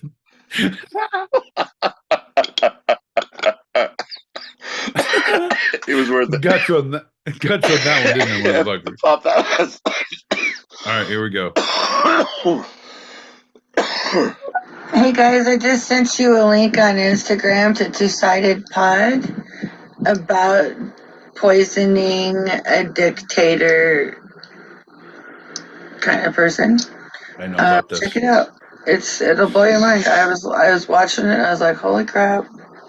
Anyways, if y'all want to check it out, go on YouTube and look up Rotten Mango and Kim Jong-un's brother, and it'll take you right to the link to the video. It's a crazy story. Check it out. Yeah, no, that was the one we were talking about in the airport with the chick who was spraying the perfumes on people. Right. And those chicks went to court. They caught him, and they went to court. And like, I didn't know. I thought it was a prank. I was doing a prank show and spraying people in the face for the thing. And they pointed this guy, like, yeah, it was a whole thing. But that wasn't even the best one. You look up earlier shit, man. Look up the earlier shit with CIA with Castro. That was some good shit. The things we try to do to Castro were fucking amazing. Yeah, I'd like to look that up and maybe even do a segment about that in the past. Yeah, no, you should definitely look that up and do one in the past. Yeah, the poison cigars, the exploding cigars, the No. swimsuit. Right, no, it's all those things, John. You should get some sources, and you should do a segment on that in the past. Speaking of that, sources Anyway, sources for this episode. Sources for this episode.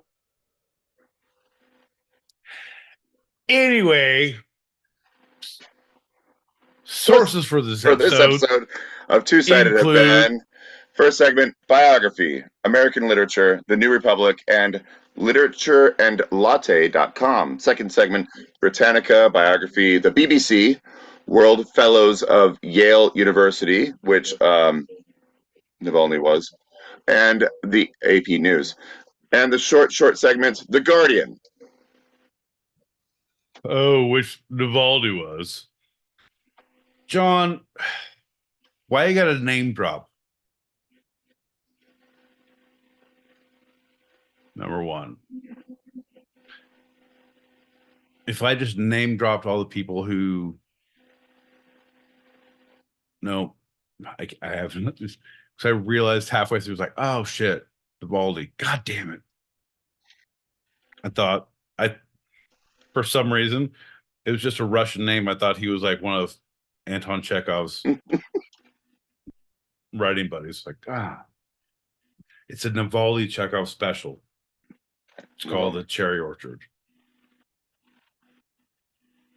You know what really helped with for me, and because I'm stupid, but Naval NY.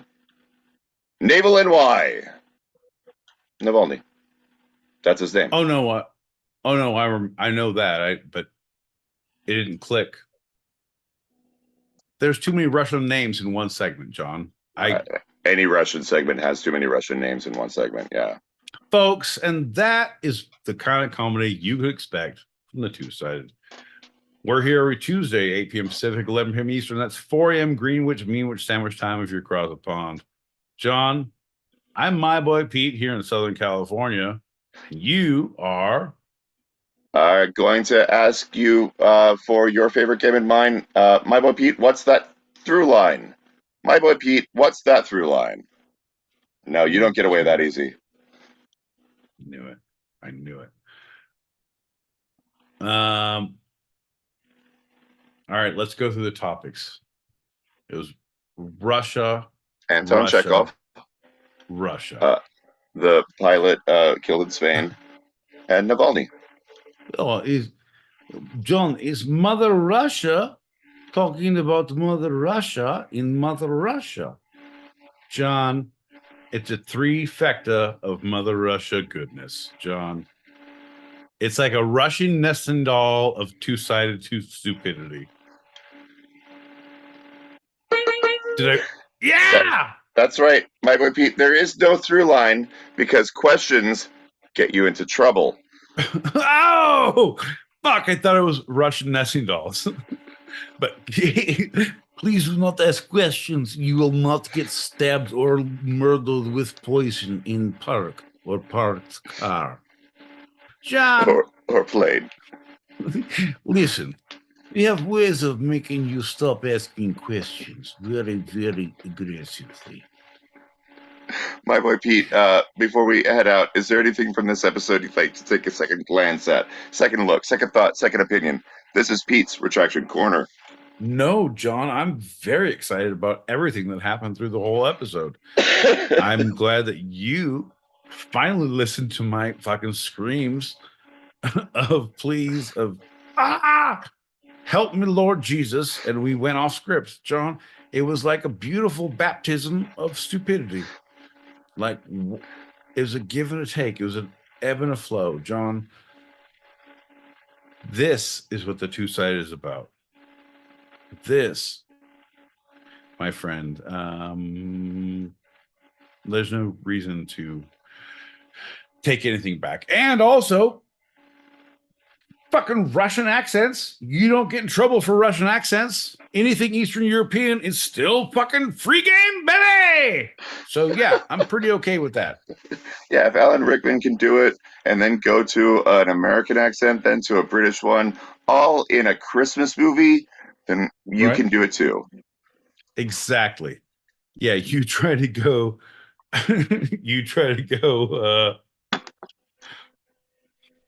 nope, not even gonna fucking say the countries, John. Well, thanks for listening, everybody.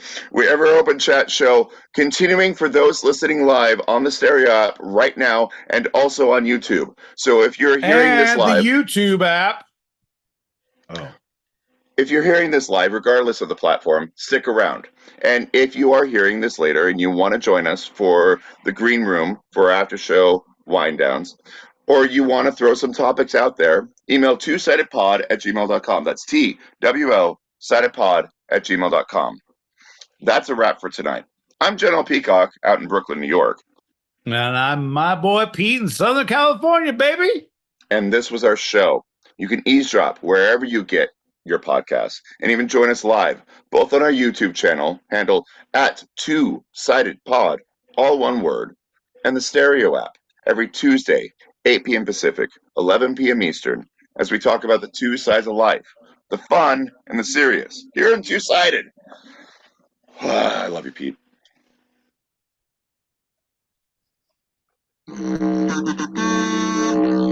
Thank you, John. Oh,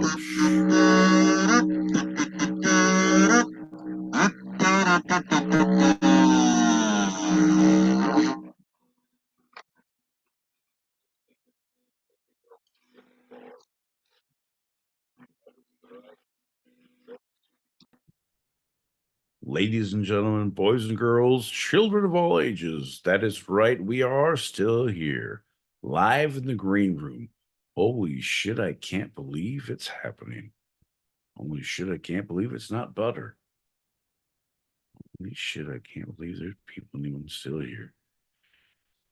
Well, folks, I got to let you know that John is going to take care of business in the John L. Peacock way that he always does, meaning that nothing good will come of it. And I am slipping into something more comfortable, more free flowing into my library. Boom. That's right, folks. Welcome to the green room. Oh, look who showed up. It's John L. Peacock. that sounded more like a fucking grotto. All right. Who's coming up next? Let's see who's here. Nice. Good. Good. What the fuck is that about? Don't blame me. Okay, blame me a little bit. So John is here. John, are you here? I'm going to give you the star. Don't just say give you the star. Yes, make an admin. Shut the fuck up. Are you here? John, are you here? John. John? All right, fair enough. This guy. I'm gonna pop some packets. John. John. John. John. John. John. John. John. John. No, that's great. No, can you? Okay, folks, what is happening now is John doesn't have a library with a full bathroom accoutrement set up with urinals in the back and toilets in the front. It's a small price to pay. No, I'm then going to have to wait on these messages. But what I can do, because we are live on the YouTube, John. That's one thing that I don't know if you realize that your small bladder, as accounted for, is we're still going. So I think it's a good time. It's a good time as any to talk about our newest sponsor, John. PP sleeves. Folks, have you ever had to go and you don't have the place to go? Well, worry no more. It's the PP sleeve. A small tubing that goes into the inside of your leg, into a bottle, and onto your no-nos. The PP sleeve. Ain't that right, John? That's right, my boy Pete. Oh, look who's back. Mr. PP Sleeve himself, John L. Peacock. All right. Well, I'm now going to pop some packets. Because I don't have to go anywhere because I have the PP sleeve. No, that's not true.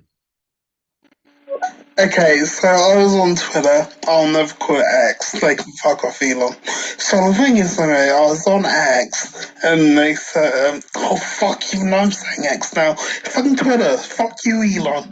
Anyway, so I was on Twitter, and it was all like, oh yeah, name like a villain. And my go-to was like Joker. And some people came up with some really good villains. Someone came up with Hans Gruber from Die Hard. Again, good choice. Someone came up with Ferris Bueller. I never it. I was like, no, Ferris Bueller, you're my hero. But he was diabolical. He was, if you dissect a character, he was diabolical in the way that the brain from the Pinky the Brain was diabolical.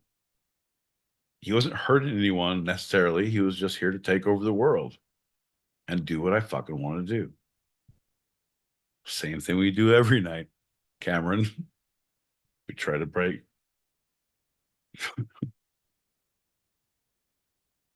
No. We try to break Sloan out of fucking high school so we can go look at art in Chicago. Woo! Her name was Sloan. Sometimes I feel like I'm having strokes, John. Is that normal? I smell burnt toast when I taste copper. Is that normal? Doesn't matter. I'm gonna pop some packets. Even when I wrote it, I was like, meta. It's true, I'm sorry, but Fresh Peter is a school skiving cunt. Let's be honest. Let's get it right. He's got a smoking girlfriend. He's got a dorky best friend. Just everything about him, he is a villain. I'm saying, right? Right? Exactly. Did I hear you were spraying people in the face for a thing? I mean, I also can spray people in the face for a couple kinds of things. John and Pete, two-sided pod. It's 11:44 on the PM side over here at Faith Frequency. I just want to say hi. Hi, how you doing? And I like the black shirts. You're looking good. Men in black right here. Two-sided pod. What's up, everybody in the foundation? We're getting stoned. I realized. My girl Faith, how you doing, girl? So good to see you. I didn't even realize that. Yeah, John sent a whole fucking dress code on the two-sided. He was like, all right, next week it's yellow. The following week it's green. Also, if you can do Mad Elf, and I'll smoke mad weed, and then we'll be mad, crazy, cool. John. I appreciate you, my friend. The fact John L. Peacock says so nicely, BBC. Who didn't think Big Black Cock? Funny enough, someone on his app goes around saying that I'm his BBC. Big Black best black companion. I think he knows what BBC stands for.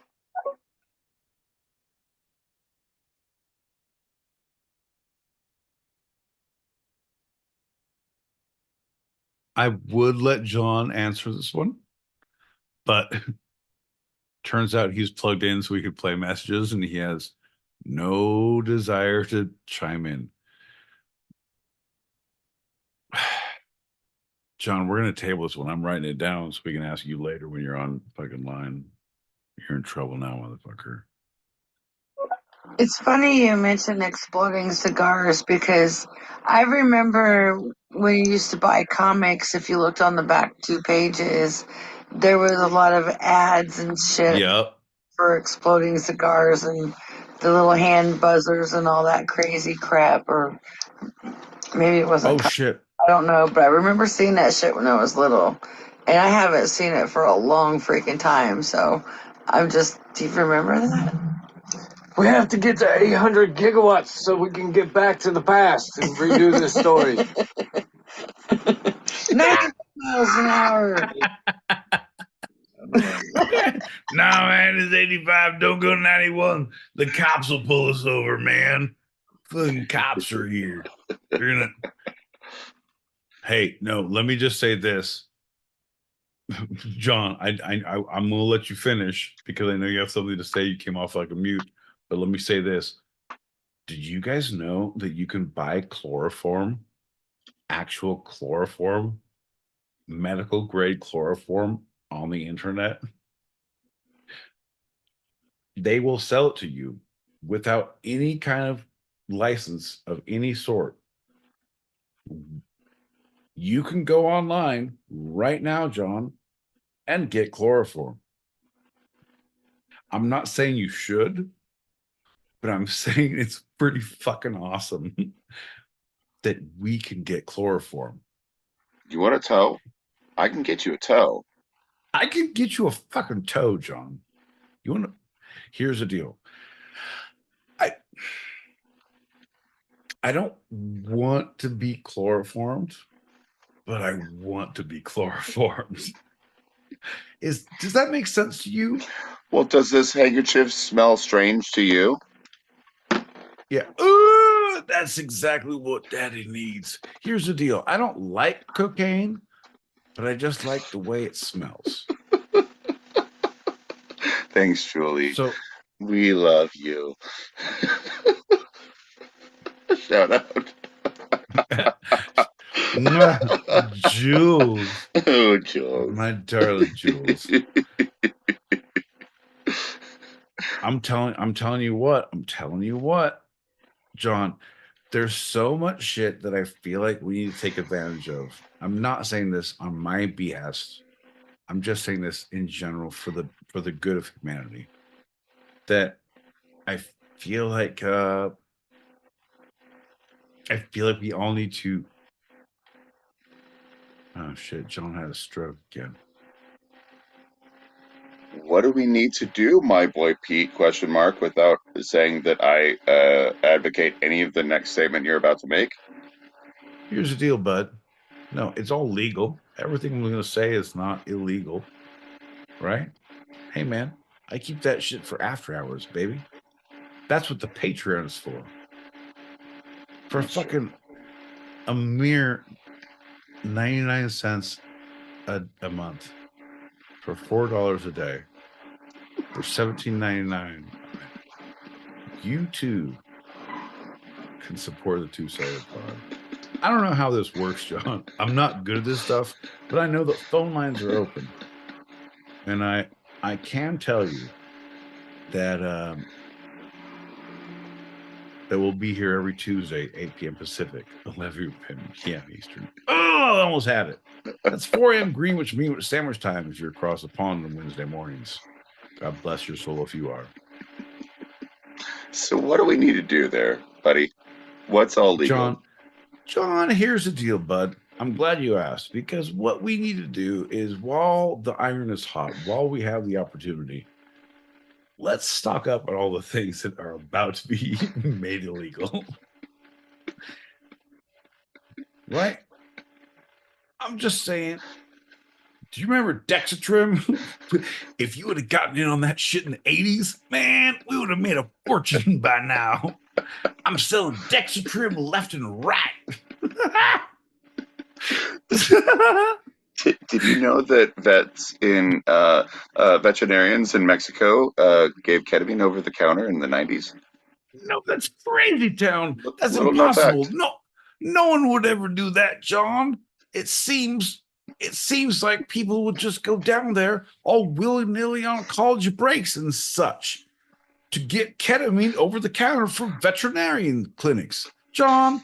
For the kitty cat. John, I ask you again, do such kitty cats exist in this scenario? John, I ask you again, do the kitty cats exist? I am a fan that the first half of this, I went to some things that might get us in trouble in certain circumstances, and you just bring us to something else, my boy Pete. No, nothing named, of course, because I don't want to bring it back because of algorithms and all that. But we're doing a good two-sided job, my friend. Welcome to the green room, ladies and gentlemen, boys and girls, children of all ages. This is the green room where my boy Pete switches things up and becomes the leader, the master, if you will, where before he was the student. Grab the rock, you fucking grasshopper! I will punch you in the throat unless you give me the stone, old man. Yeah, John. Shit has changed around here. Turns out it's the same fucking stream. It's the same goddamn podcast. I just found my library of fucking wellness. Look at this. I have books for days. I have rich crimson leather surrounding me. I need nothing but my own focus on the future. I don't like how I hold my hands up and I see fucking Einstein's head here. You have a reoccurring specter of Einstein blessing you with his genius. Here's the deal, bud. I believe in ghosts, and I believe Einstein is all up in my shit. But don't take my word for it. Look at my feed. Look at my shits. Them's up here. My Einstein's up here. My Einstein's up here. That's so dumb, dude. I'm not dumb. You're dumb. All right, fair enough. I'm gonna pop some packets. Are you ready? Are you ready? Slow your roll. Are you ready? Are you ready? Look at this. I'm Look at gonna this. I'm clear gonna it like clear it that. like that. That back to the thing. The stuff. Look at that. Ready? Here we go. He gives me a thumbs up, folks. That means I can play messages live on the YouTubes. Shh, John. Don't be mad.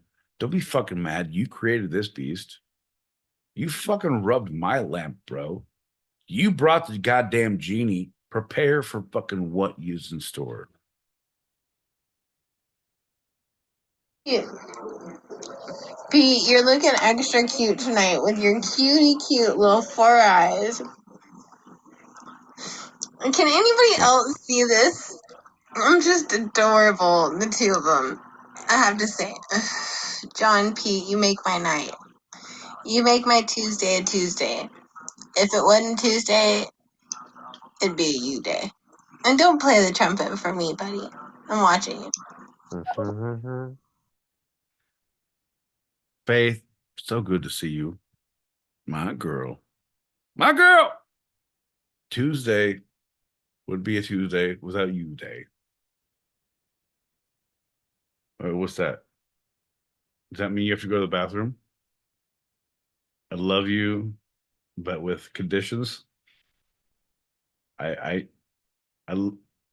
this means I love you, but I'll armbar you. It means I love you. The American sign for I love you is the first and last finger up, kind of like a sign of the devil, but with your thumb out, for those who are not watching on the YouTubes. And then if you take the second finger and wrap it around the first, forefinger, the pointer, it means I love you forever. It means I love you. Forever. All right. This means beautiful, beautiful, beautiful, beautiful apple, because that was from Mr. Holland's Opus. And what was the movie with the gorilla? Apple. Apple. I don't know, John, but I love sign language. Silver, Congo. Nope, definitely not. But yeah, those were fucking laser gorillas. But yeah, Apple, Congo. Outbreak. Yeah. I love you 12 for monkeys. apples. 12 monkeys. Yep. Nope. I think we're low now, John. Doesn't seem to be anybody around, so let's pop these packets. What do you say, bud? Giddy up. Giddy up. And the two-sided pod! John and Pete, the men in black, looking good tonight on this Tuesday, 11:46 p.m. over here. What's going on? Foundation in the house. Julie, you look beautiful. Cunt balls in the house. Muse and the Flossies, Mr. and Mrs. Yep. As always. Faith Frequency here, getting stoned, watching the Zoom, loving every bit of it. Get it. Get it, girl. Oh, hi guys. It's so nice to be here in the green room. I love the chilled vibe, how it is. I do, however, have one request. Please, boys, could you both wish me happy birthday for Friday? Because it would mean the world to me. Thanks, guys.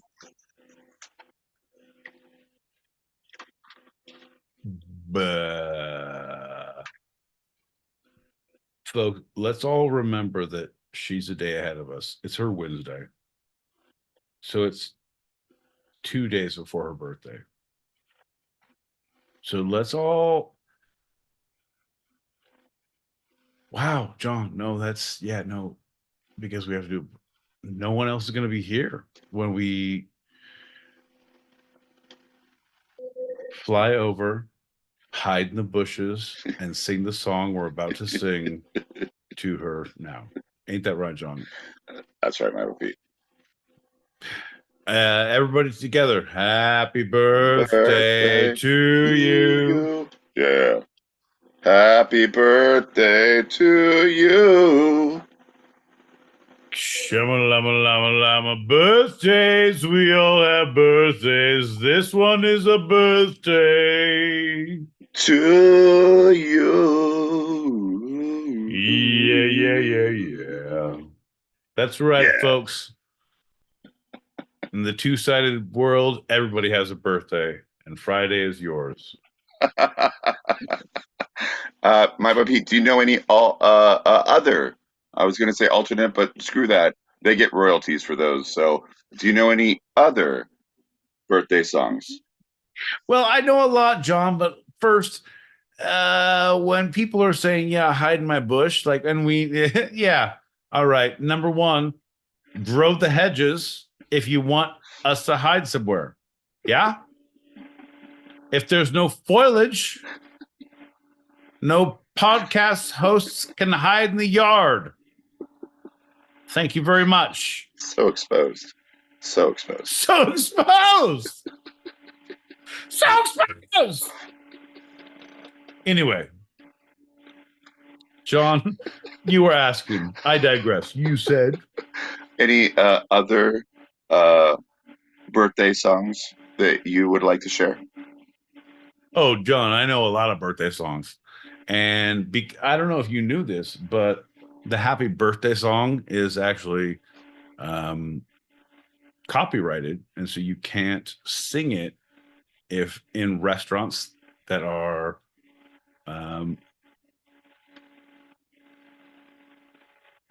what do they call them? Corporate. They're not like private. Yeah, Chains? they're corporate. That are that are not privately owned franchises. All right. And that's why you rarely see it in a movie, right? Right. Happy birthday. It's your fucking birthday. We don't like your birthday much around here. Fuck you.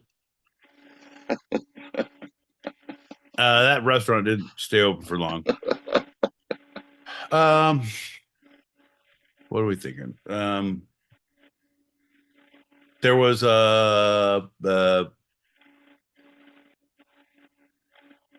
yes, your birthday. Come on, birthday. La la la la la birthday. John. Birthday. Hey, and everyone claps. They always ask, the reason I said your name is they always ask your name before. Whose birthday is it?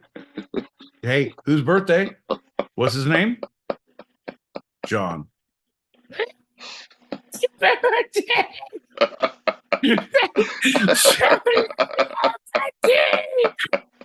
John. Yeah. Birthday. All right. Happy birthday.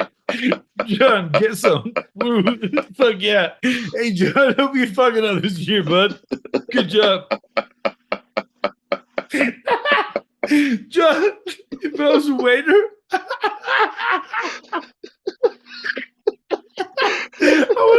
just so stupid. Oh, who's the birthday boy? Oh, what's your name, bud?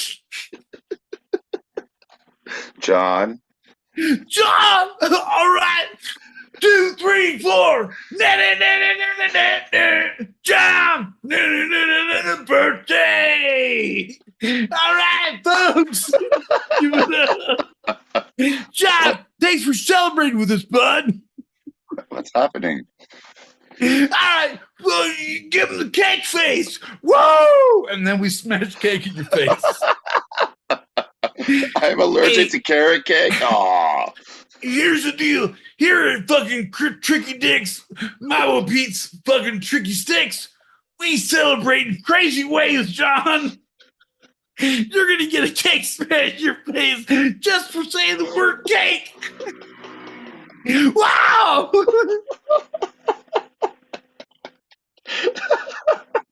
Anyway, happy birthday, Jules. Hey, girl. Sorry. Woo! It's your birthday. This one's from The Simpsons. Your birthday, your birthday, your birthday, boy or girl. Happy birthday, Lisa. Lisa, it's your birthday. Sing it, MJ. No, I'm just a mental patient who thought I was Michael Jackson. No big deal. All right. This is a real one. Jules. Oh no, all I can think of is 16 Candles.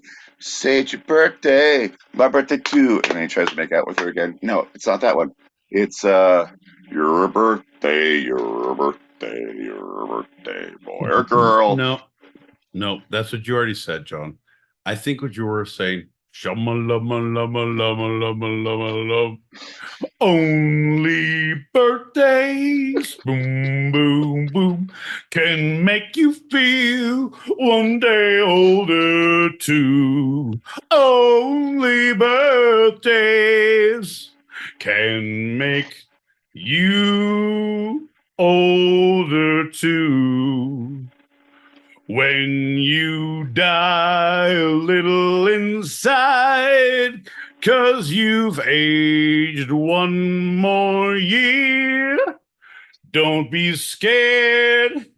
It's just the death that gives you fear. Happy birthday, everybody. That was beautiful. That was actually aggressively too much. Jules, I just realized it's that your voice was so lovely that made it really bad. Like if it was a little more cheesy and a little more off key, but you were that last note. I liked it. I actually liked it. John, here's the deal. Nobody likes the Spanish Inquisition, but I have a lot of questions that need follow-up. So what I want from you is I need a little more stop beat. We had a friend who just went through some things and now you're saying like, hey man. Jesus Christ. Right. Oh, I remembered it. Happy birthday, Julie, dear. Happy days will come to you all year. There it is. If I had a wish that it would be a very happy birthday to you from me. And the Mormon community who made that song. Hey, give credit where credit's due. Happy birthday, Jules. All right, fair enough, John. But in that vein, I'm going to say, all right, there's a birthday girl out there. All right, Jules, here, sit down in the chair. All right, you like what you see? Well, don't be afraid to touch. There's no rules here. It's your birthday. Do it, Magic. Oh, yeah, there's something in my pocket, and I'm happy to see you because it's your birthday. That's a cake.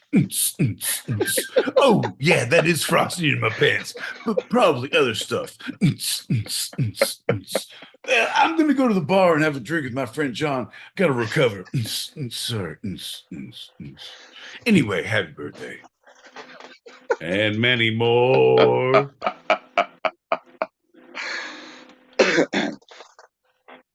Ain't that right, John? That's right. I'm going to leave with this one. It's my own. Hey, it's your birthday, and I just want to say congratulations on another revolution around the sun. Happy birthday, Jules. Cheers. Here's my own. Cheers. Idiot. You didn't even know. You didn't even know. Jules, here's my last one. Jules, it's your birthday. John's as dumb today as he was the other day. It's still another year, and he'll still be the same. Happy birthday. I didn't even know. I didn't even know. He didn't even know. Jules, and that's the beautiful thing about birthdays. It's a surprise for everybody involved.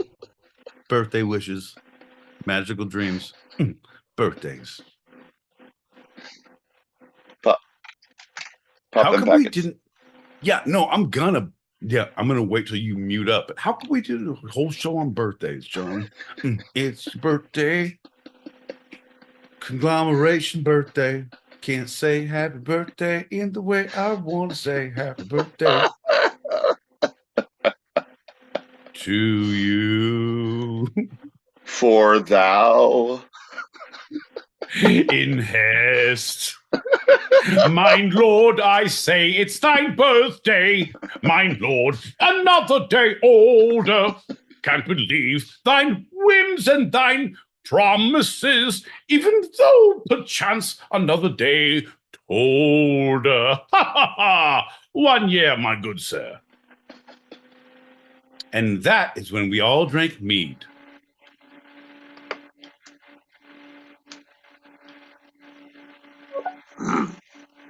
Did he just say he was trying to tinkle?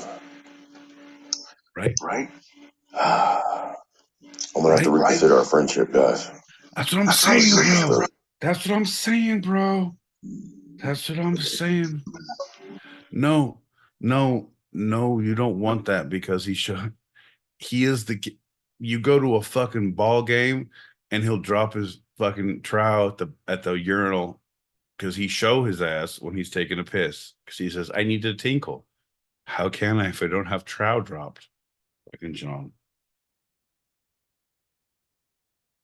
Hear somebody say something about chloroform? Giddy up. Did you know that you could make it at home though? Now I'm listening. I didn't know you could make it at home with just some like few things you had at home. I think it's just like nail polish remover and bleach. I didn't tell you. I think a friend just said it. I'm watching Jimmy Kendall. Blame it on Jimmy Kendall. Two-sided pod.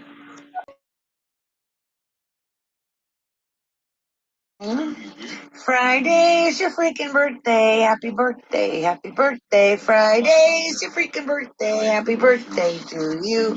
So drink, lovely lady, drink, lovely lady, drink, lovely lady, drink. Friday's your freaking birthday. Happy birthday to you. From the Foxes.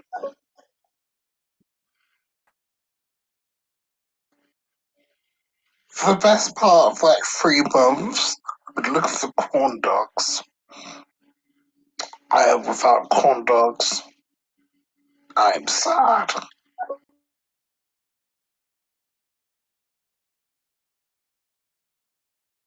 I think that recently changed in the happy birthday song. Nobody no longer owns royalties on it. I think it's free to use.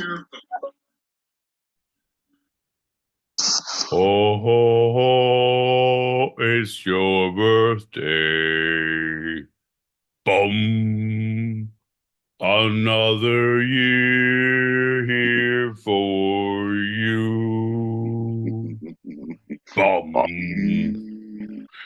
Can't believe it's 1 year older. Can't believe there's no more stew. Boom. One of the big things when that birthday song was written, there was a big shortage of stew in the monastery. A lot of people didn't know that, and it was prevalent in all of their art and their songs. Little known fact. Last year, the birthday song went into public domain in the UK, but not in the US. So possibly this is new information. Jules, you better be fucking that shit up and saying happy birthday aggressively in all the public formats you can. Don't do it here, Pete. We don't know if it's actually for the US or not. Careful. We can only do 15 seconds of happy birthday before we have to pay royalties. You know, it was a couple of school teachers. It's a couple of school teachers who was, good morning to you, good morning to you. And Irving Berlin changed the lyrics and tried to not give him any money, and they won the lawsuit. And that's why happy birthday. So it's not just some like greedy family that has billions. seeding off the people who just want to say happy birthday in the Yeah. colloquial song. It is a couple of poor school teachers from the early 1900s being swindled by the major Hollywood, big Yeah. Hollywood, baby, Here we and they go. won. There It's a we winning go. story. It's Underdog. always every goddamn story with you, John, ends with big Hollywood. Here's the deal. Why can't we just have good birthday songs without big Hollywood wrecking and everything? Or you mentioning big Hollywood. What about fucking My Boy Pete's fucking birthday palace? That where every birthday is a fucking special day. That's our motto. Hey, what's up? Welcome to My Boy Pete's birthday palace. What day is it? Sunday, fun day, your day. Happy birthday. Come on down, sit down. Party 10, not a problem. Party 2, not a problem. Party 1, well, shit, man. You got some issues to work out, but we're going to have a party anyway. Welcome to My Boy Pete's Party Palace. It's just that it's illegal in 16 states. That's the only problem. It's not a majority of the states. It's just, a number. It's not the fun ones, John. The thing is, it's the flyovers. It's the flyovers. You might spend 6 hours in an airport if you missed your connecting flight. I promise you, it's not going to affect your life. In My Boy Pete's birthday palace extraordinary extravaganza experience. That I can promise. They said, do you want to be in the airports across America? And I said, I don't want to fucking edit myself. It's a birthday goddamn extravaganza. And My Boy Pete's fucking birthdays are us. Fuck you if you don't like birthdays. Part 2, later to be said. And they're like, what does that mean? It's like, I'm bored. Say later. I don't know. Well, it was just terrible because you were all into, I only do it in one take. So every birthday has to be on Sunday. Wow! Sunday! Your mouth. That's so good. Well, here's the deal, folks. I'm not doing any more recordings. I'm really fucking painting myself in the corner on this one. But I'm a goddamn artist, and I fucking won't record any more days of the week on record. But if you want to dub some shit over, that would be pretty cool because I'm losing a lot of money. My Boy Pete's birthday palace can't just subside on Sunday birthdays. There's finite room. You guys don't understand how many cakes we serve in a Sunday. I'm fucking losing my nut over here, man. You guys gotta fucking dub me. You gotta dub me. I'm not gonna record anything. I'm an artist, but you gotta fucking dub things. Like maybe it's like fucking Sunday through the next week, like, and Sunday through, like maybe repeat it. I don't know, you guys, but help me out. My wife is gonna leave me. You guys, it ain't a birthday palace without Mrs. My Boy Pete at the birthday palace. You guys. All right, folks. Well, I'm gonna go cry in my car. If you need me, I'm gonna be back in like 50 minutes. I'll be back. Oh shit! 2 weeks later, My Boy Pete, we have the solution for you. We took your suggestion. Listen to this. I think you'll love it. Ow! It's your birthday. What day is it? Wednesday. Wednesday! What do you think? Man, oh man, you guys really saved me. I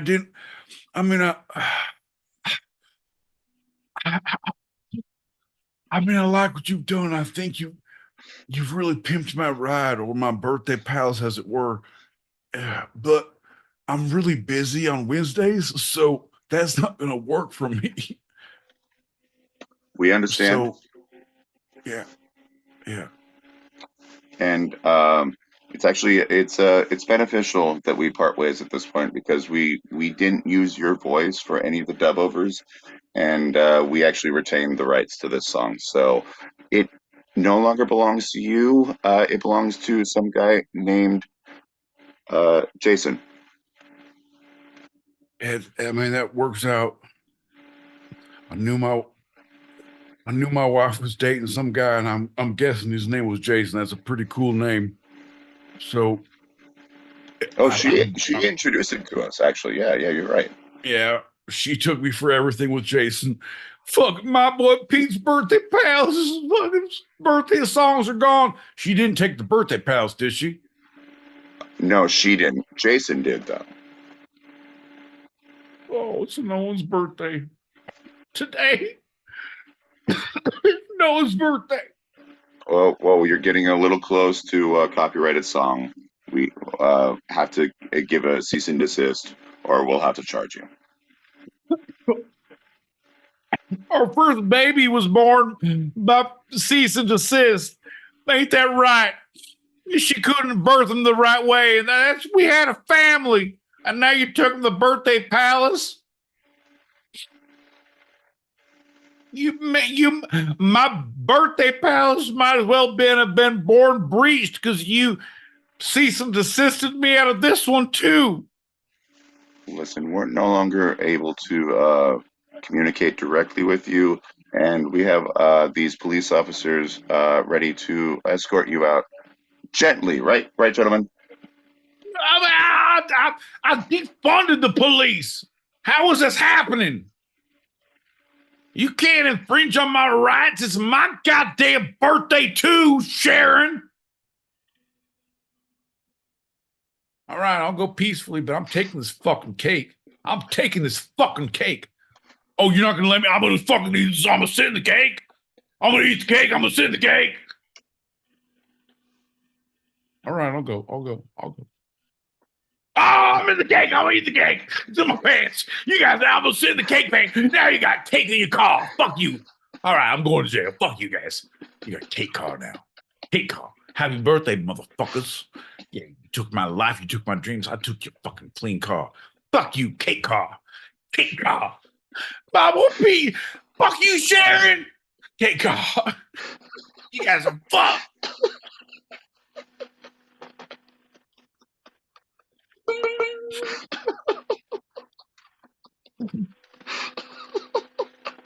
I don't know why I was getting emotional because I felt like I could identify with my boy Pete in his fucking dreams of opening a cake house.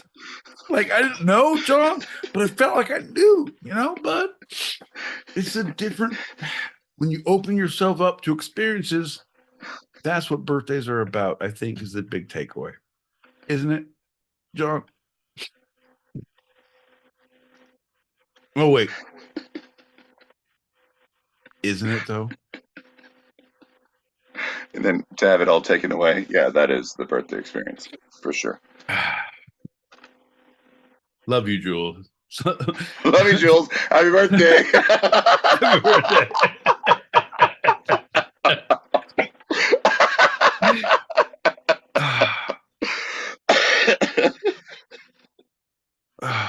But seriously, but seriously, you shouldn't speak. I need you to rest.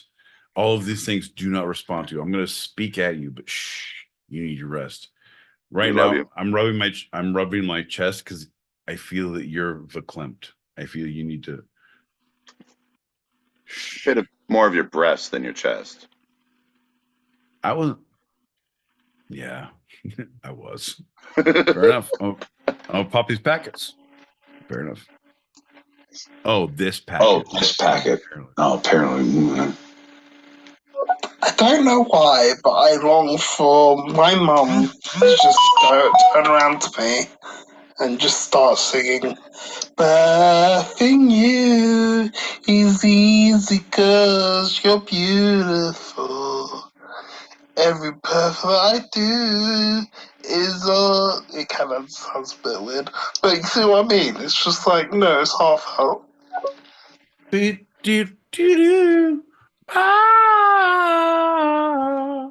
pretty. So pretty. life would be easier. Hear me out. And they made a show out of it, John. But I didn't like the show. It was too. All right, I'm going to edit myself because that's what I do. Oh yeah, totally. Every time. I love musicals. I love theater. Like I love the if someone like the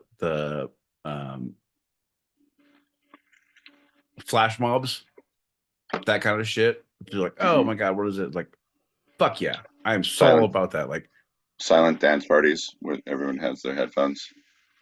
No, that's gay. That's all fucked up. No, thank you for that. I'm saying I'm with that. That is good as an after party if you've done something. But I'm saying a moment in time. So you're a little more gay in the after party? Jesus Christ. Can I use my fucking words without you interrupting me with your ginger stupidity? Can I have a moment in time? Yes, you may. Go right ahead.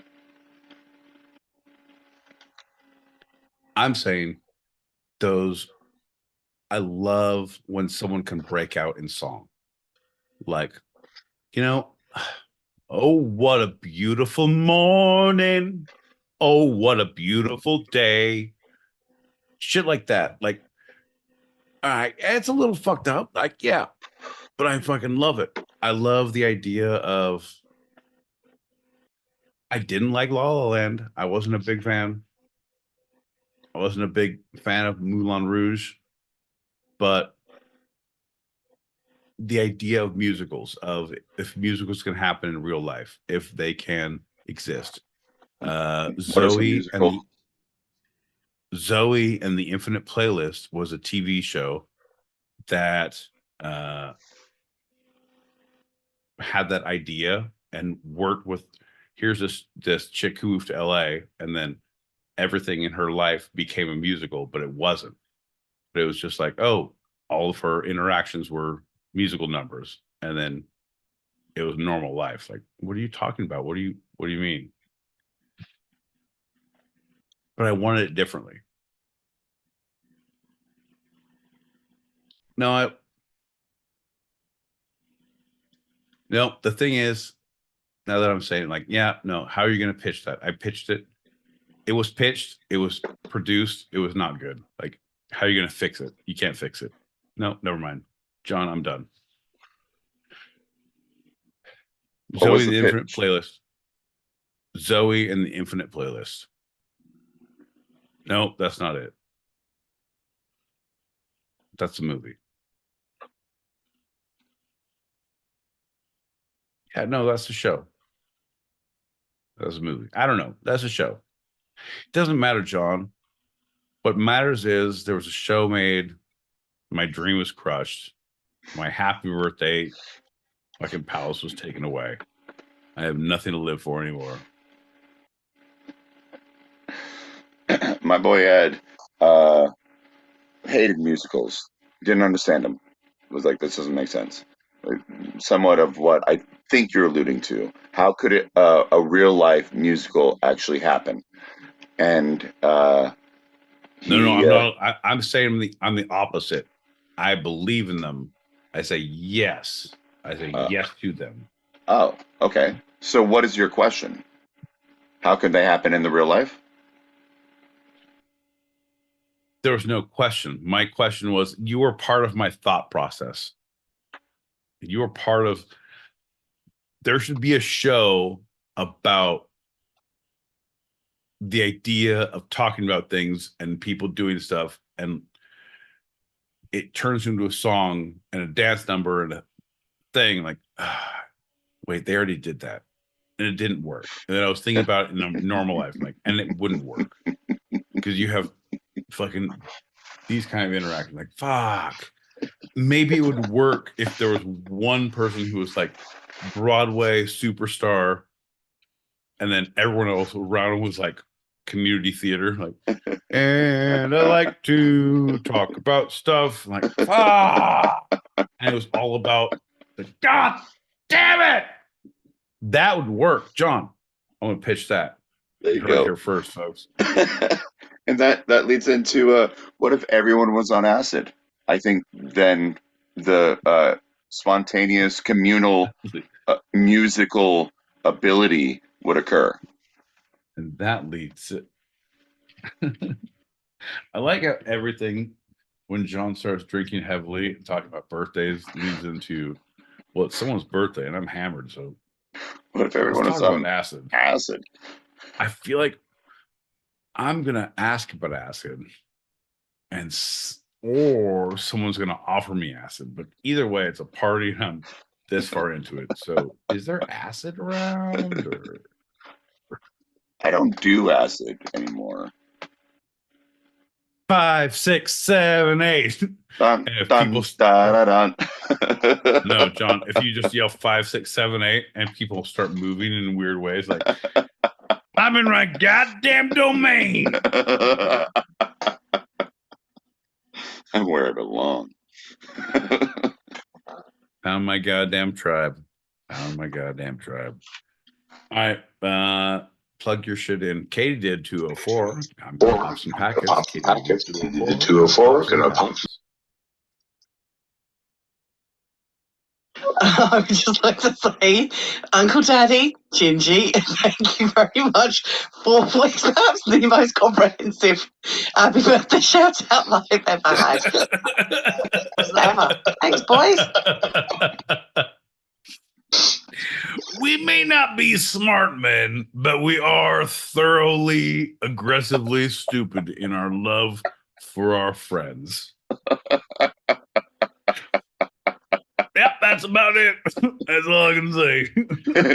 It's not about quality, it's all about quantity. Right. We're a buffet of love and stupidity. Come, eat from my palace of stupidity. Oh, take more helpings of dumb. You finish us off there. Oh, fuck, John. Sometimes I just ask myself, like, what are we doing? And then it's moments like these that I realize what it's all about.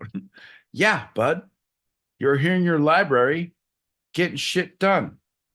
This is what learned men do. Look at these books. People wouldn't trust you with all these books if you weren't smart about stuff. All right, plug in. Candidate 262. Ramsey over. Gonna pop some pickles.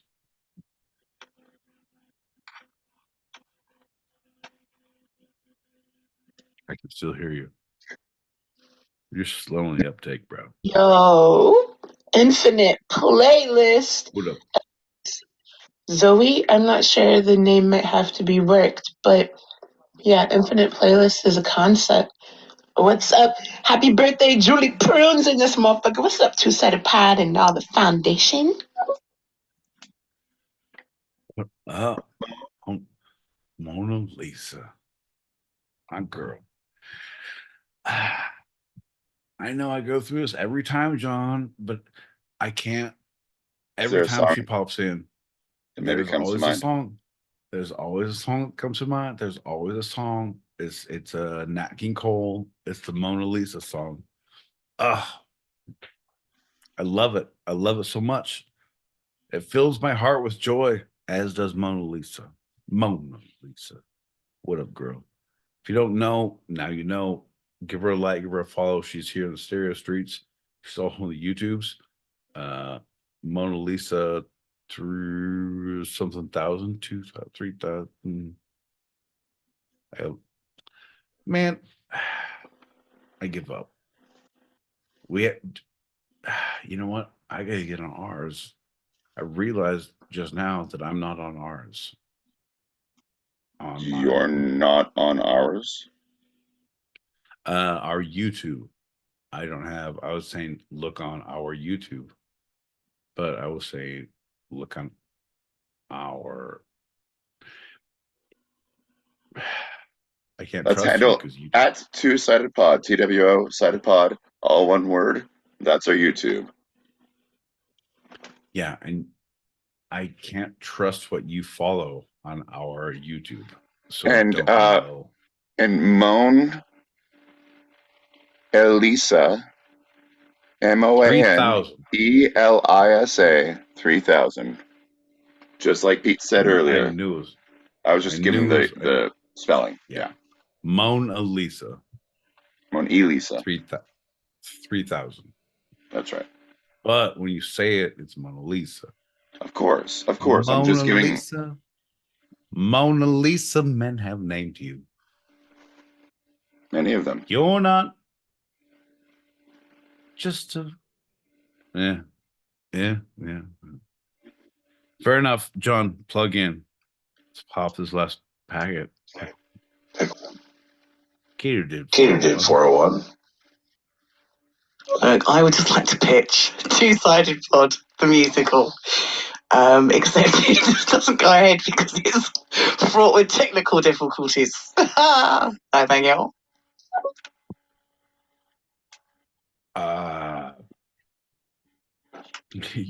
Yeah, you literally just gave the pitch of the show. Because what every show needs to have some sort of a build. It has a climax. There's a just a problem that happens. So the show is going to go on, and there's a technical difficulty. The technical difficulty is what is the through line, and the production director is the one who's coming out or aggressively trying to fix the thing in the background, who in Lend Me a Tenor is the bellhop, who's trying not to be seen, who's always being seen, who is the comedic star of the show. That the through line as a tech, like running wires, doing things, getting caught up, like filling in for voices as people are passed out, or as people are fighting, and like doing both voices and doing things.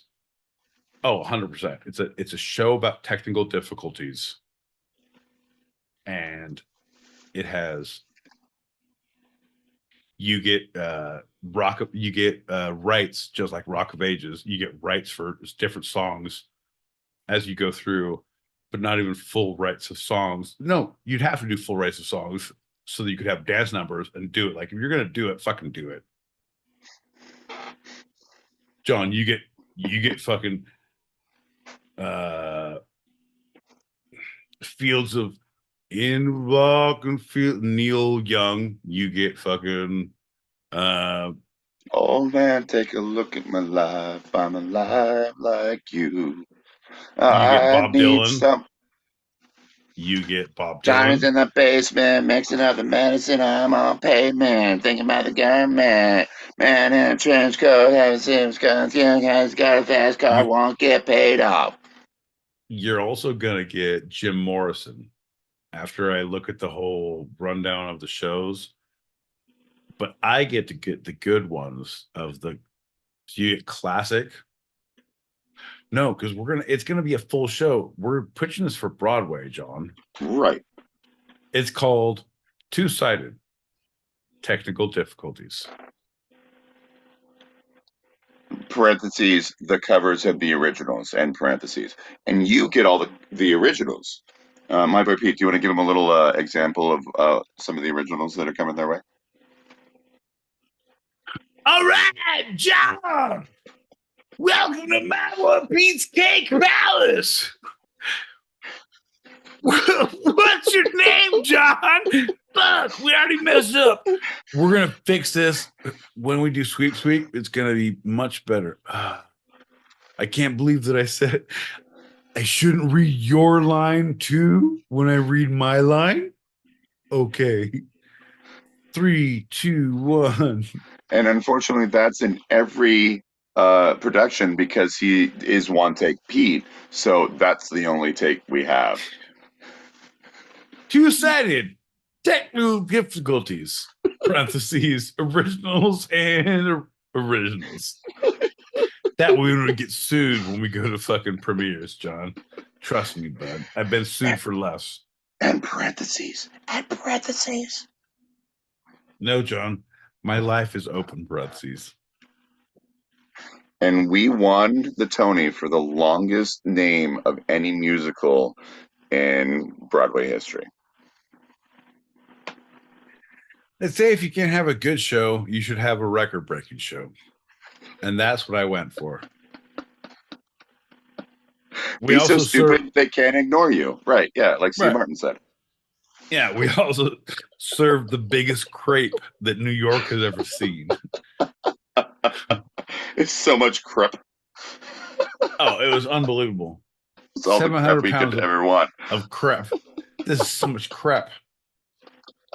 I'll take spinach and Swiss in mine. Sorry, we only have stupid crepe. What's in that?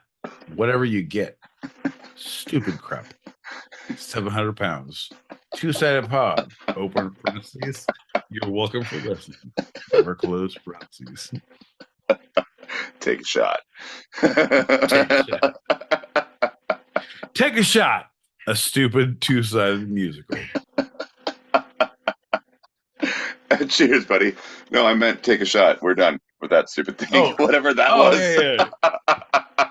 Oh, well, also that. I mean, I don't know if I would drink to it, but I guess I'll drink. It was very dumb. John, I'm drinking to the end of it. I want you to know that you don't appreciate life as it should be. I feel like you find your way in talking through the stupid things like, hey, what if we opened a restaurant? Yeah, what if we were dragons? Nice, bro.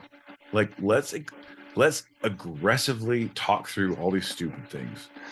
My Boy Pete's Cake Palace, the two-sided pod musical.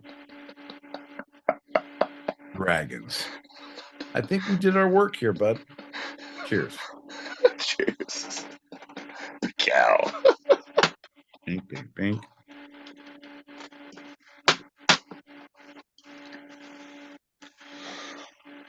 Oh no. Popping that packet. Popping packet.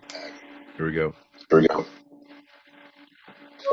Yo, good fucking job, my man Pete with the 3K. He knew 3,000. He knew.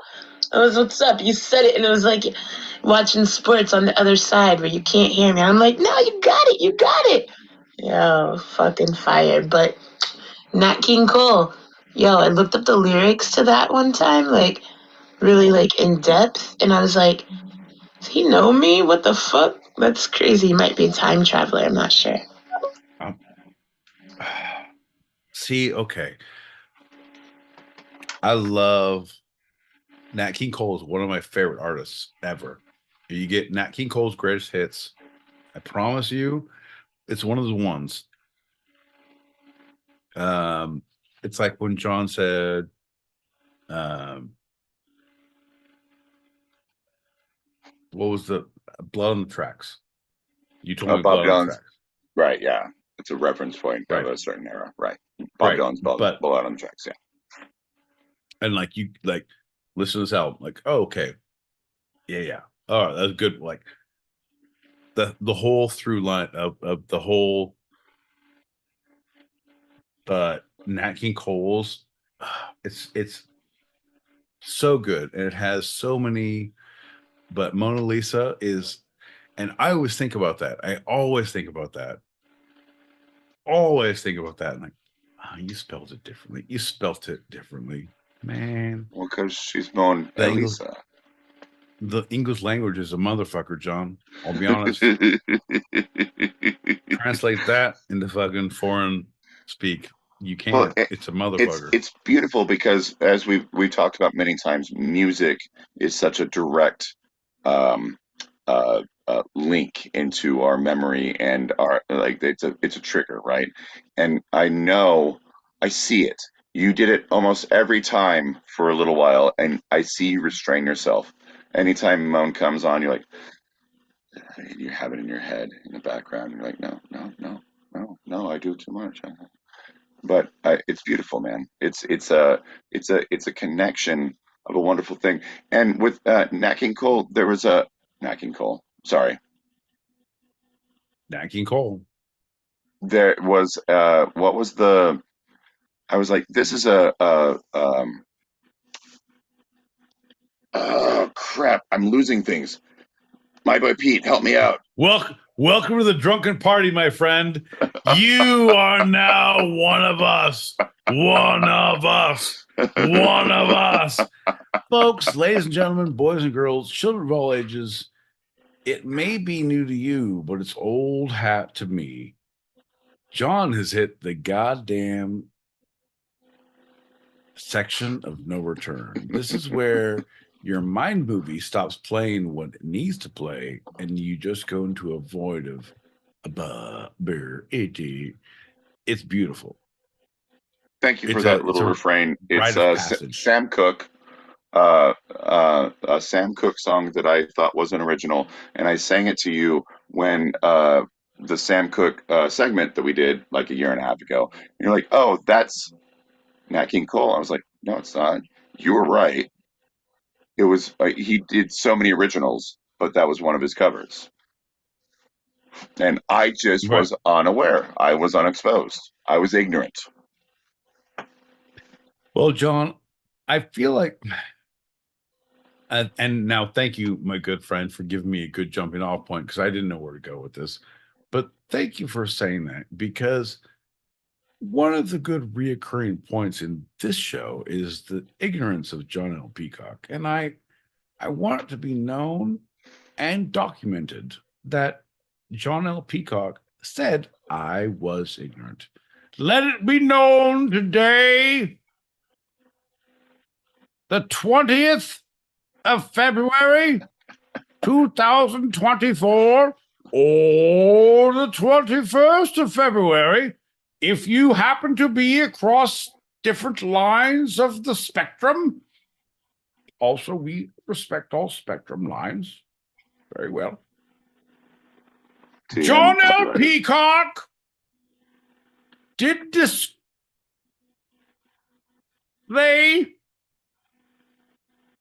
in his knowledge that he was unaware. I became unsure. It was such a good long pause that I became unsure.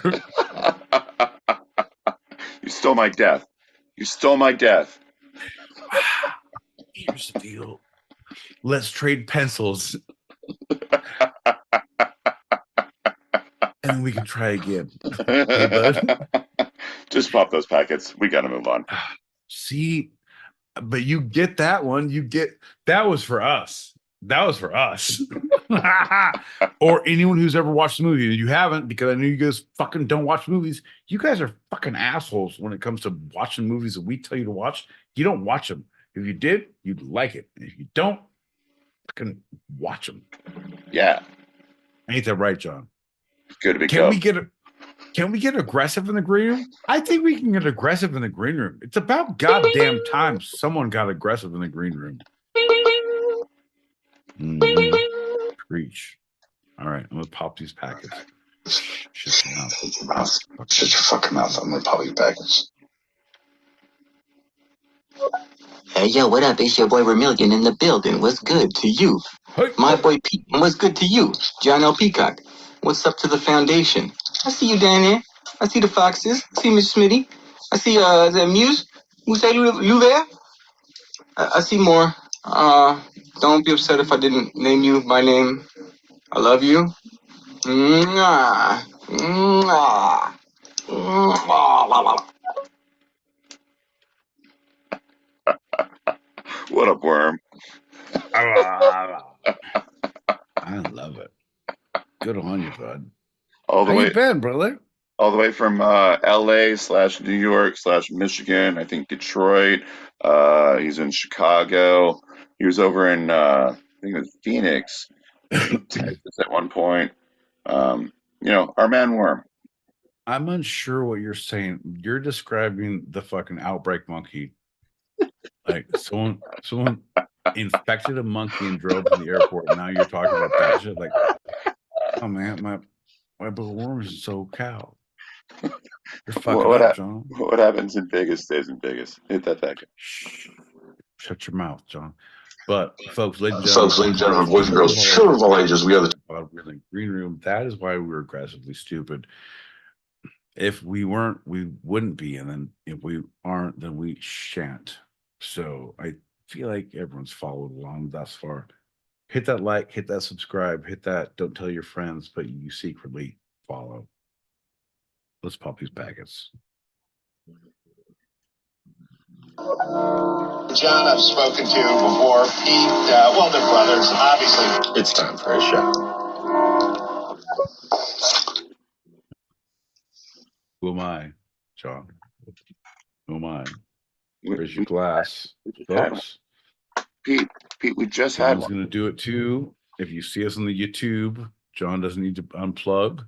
We just had one. Right. Pete, what are you doing? Fair enough. All right, let's do it. All right. We just want to go knowingly into it. Literally dictating what was going to happen. I said, we're going to do it. John's not going to unplug. We're going to raise our glasses. We're going to lower expectations. John's going to plug back in. Here we go. If you just listen to the sound of my voice.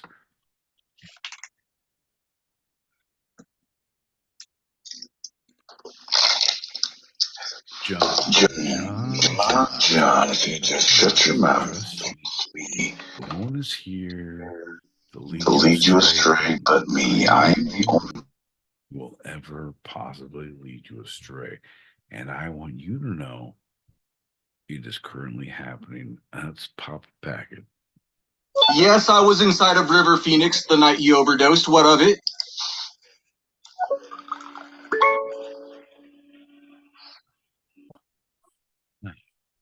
All right. Good Viper Room vibes coming at us live from 1,000,000, your friend and mine, from the bathroom of the Viper Room. That's right, Viper Room.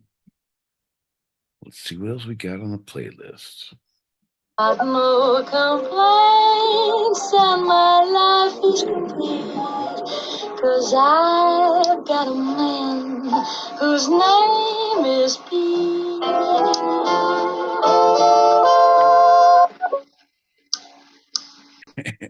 If I had a nickel for every time I had that played during foreplay, I mean, I played it. It's on my playlist. It really ruins the mood for everyone else, but I'll be honest, gets me going in all the right places. My boy Pete, signing in for the 1930s classics.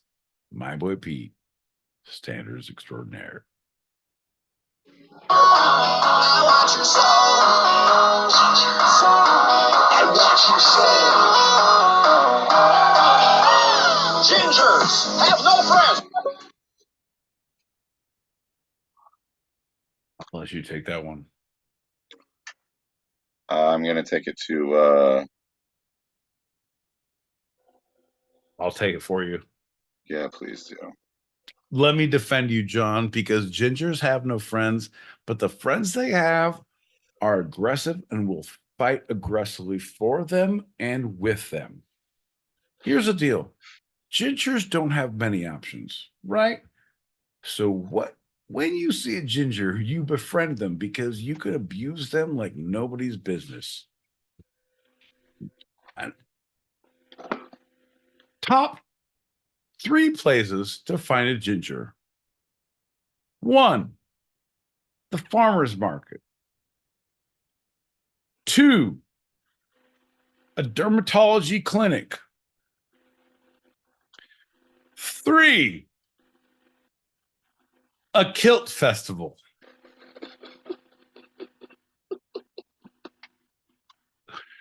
Folks, find yourself a ginger and do yourself a solid.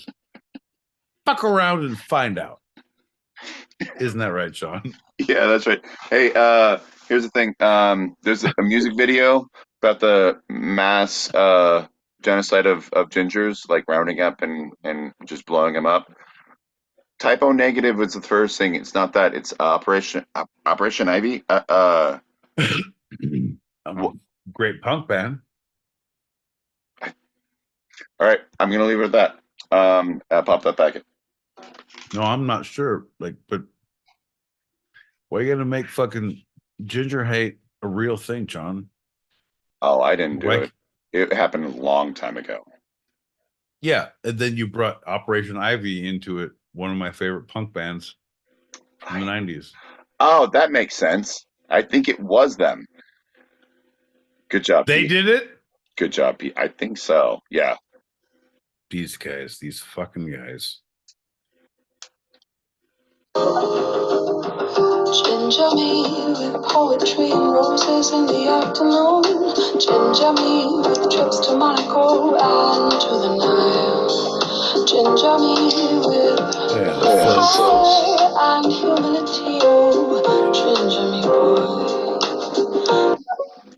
It's not the first time or the last time I'm going to strip to a horrible sounding song. Folks, if it's your birthday, we'll welcome the party. If it's not, well, stay tuned till it is.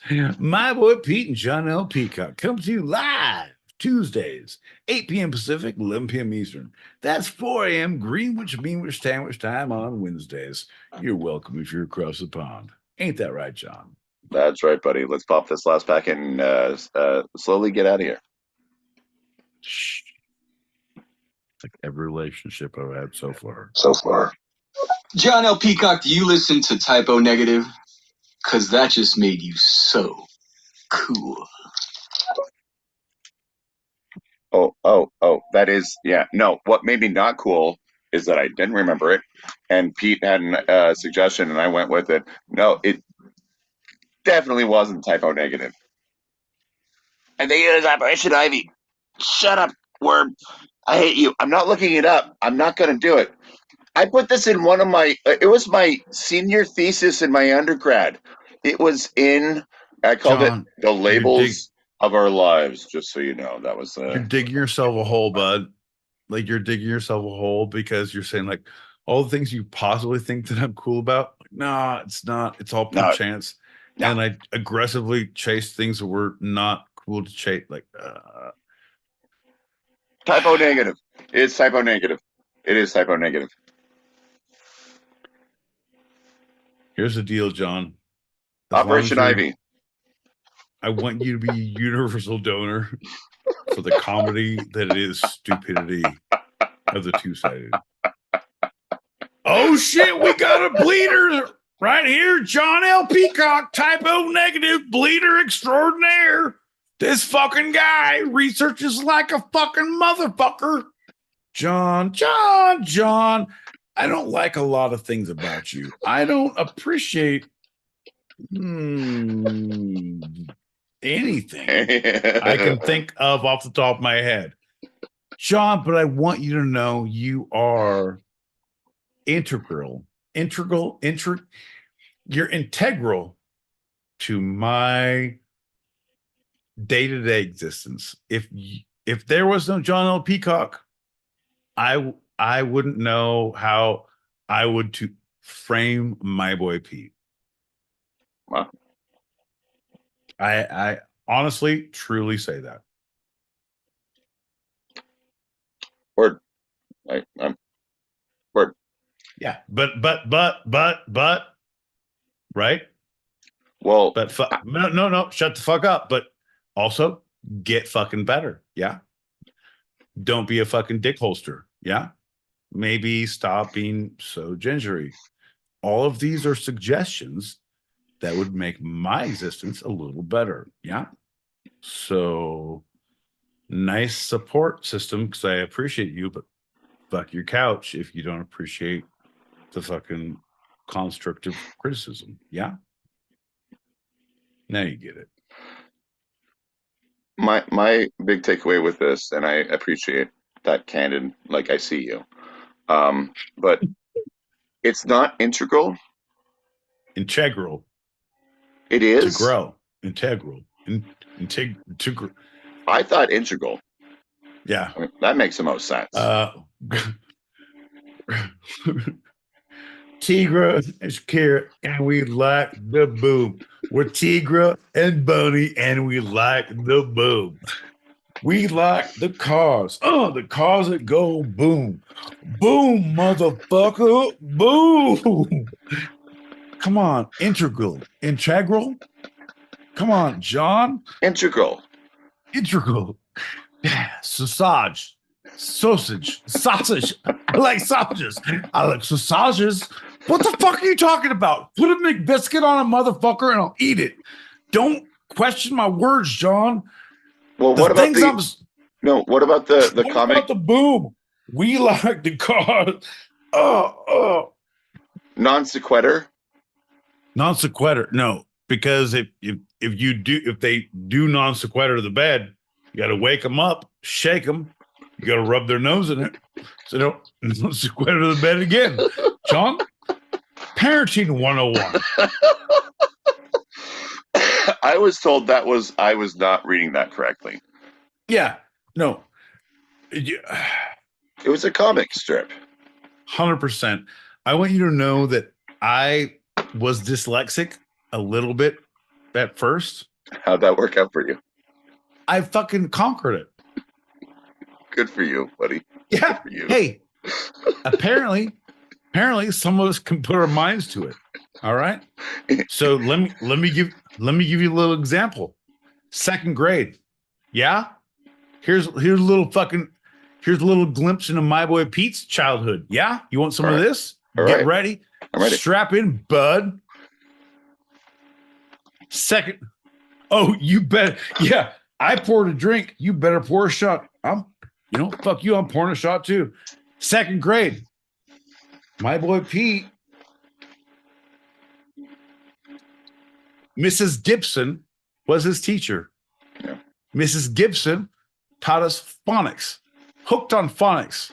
Fucking hooked on phonics. Worked for me? Maybe. Mostly. I don't know. Mrs. Gibson had her husband, old ass retired guy, come in and help us with phonics cards. 2 old ass people showing us cards. Fucking sounded out. Here's the words. Look at these shits. The one that wrecked me, the one I was like, I'm dyslexic. And I would not still have a problem with not saying it, but admitting it. John, spell determine. DETERMINE.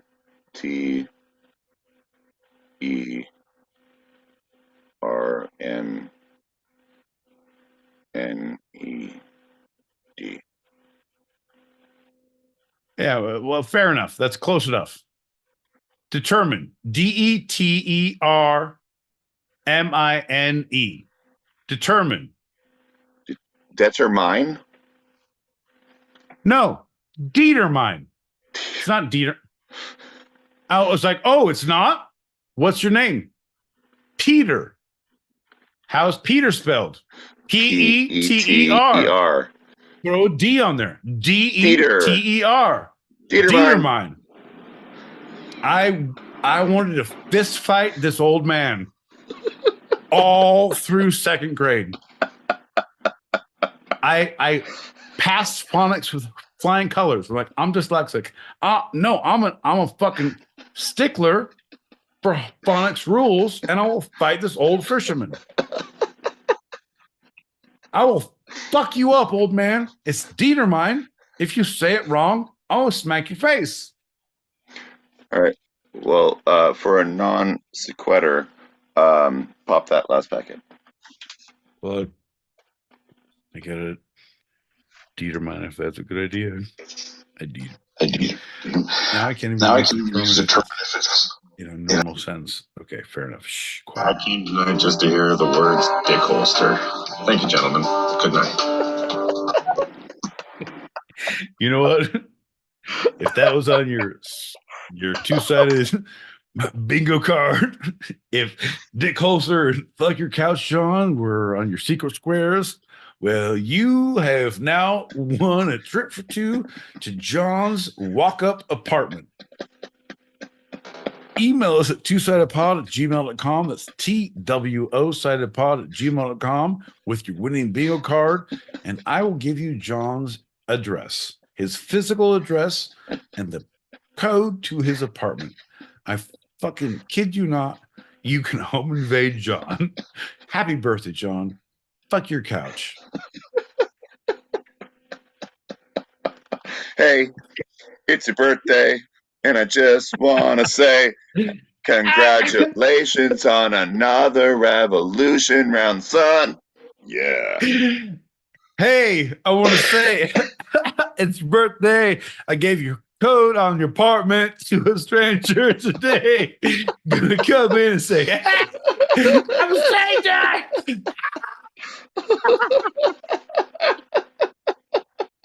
It's your birthday.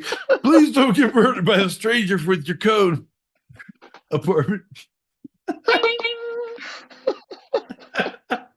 Oh, baby Jesus, what is happening? John, okay, let's fucking seriously, bud. We're adults, right? We're learned men. Yes, literally we are. Literally, we're learned men. My house smells of rich Corinthian leather and walnut. Look at my library, John. It's extravagant and extraordinary. John, when my library is not present, there is a picture of Einstein looking over my shoulder. That screams of intellect. John, what I need us to focus on right now is that sometimes you just are the hammer and other times you're the nail. And right now, I'm feeling pretty fucking hammered. So let's just finish up this fucking segment. Do a shot. Hope for the best. Expect for the worst. Pray to any god that you may hold dear to your soul, any likeness of being of a deity, and just think that there is a hope for a better day. It's your birthday on Tuesday with two-sided. Happy birthday! We're working that one out. We don't know if that was going to hit. I'm atheist, and her birthday's on Friday, so. Fair enough. All right. So my manager said that your cupcakes are on the house. I apologize for atheism and your birthday issues.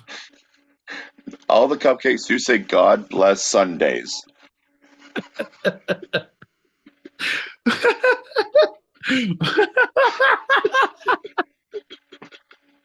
May Zeus enjoy cupcakes with you on a Tuesday. Oh, you fucked up. We don't believe in your Greek mythology. Oh, shitteth. We only prefer creme brulee on Wednesdays with fucking Shiva. It's a whole thing. It's a whole thing. Oh, John. I believe it was the Christian Lord Jesus Christ with the lead pipe in the My Boy Pete's Cake Sanctuary on Tuesday. Can anyone prove him wrong? Does anyone have Christian Jesus Christ with the lead pipe or My Boy Pete's Cake Sanctuary on Tuesday? No. Bingo! This fucking guy gets it. And that is how Clue is played, bitches. Woo! Finishing move. We don't need no manila envelope. We don't need no mind control. Exactly. Yeah. If you don't drink your rum, how can you have any fucking rum chasers, John? Cheers. Cheers, buddy.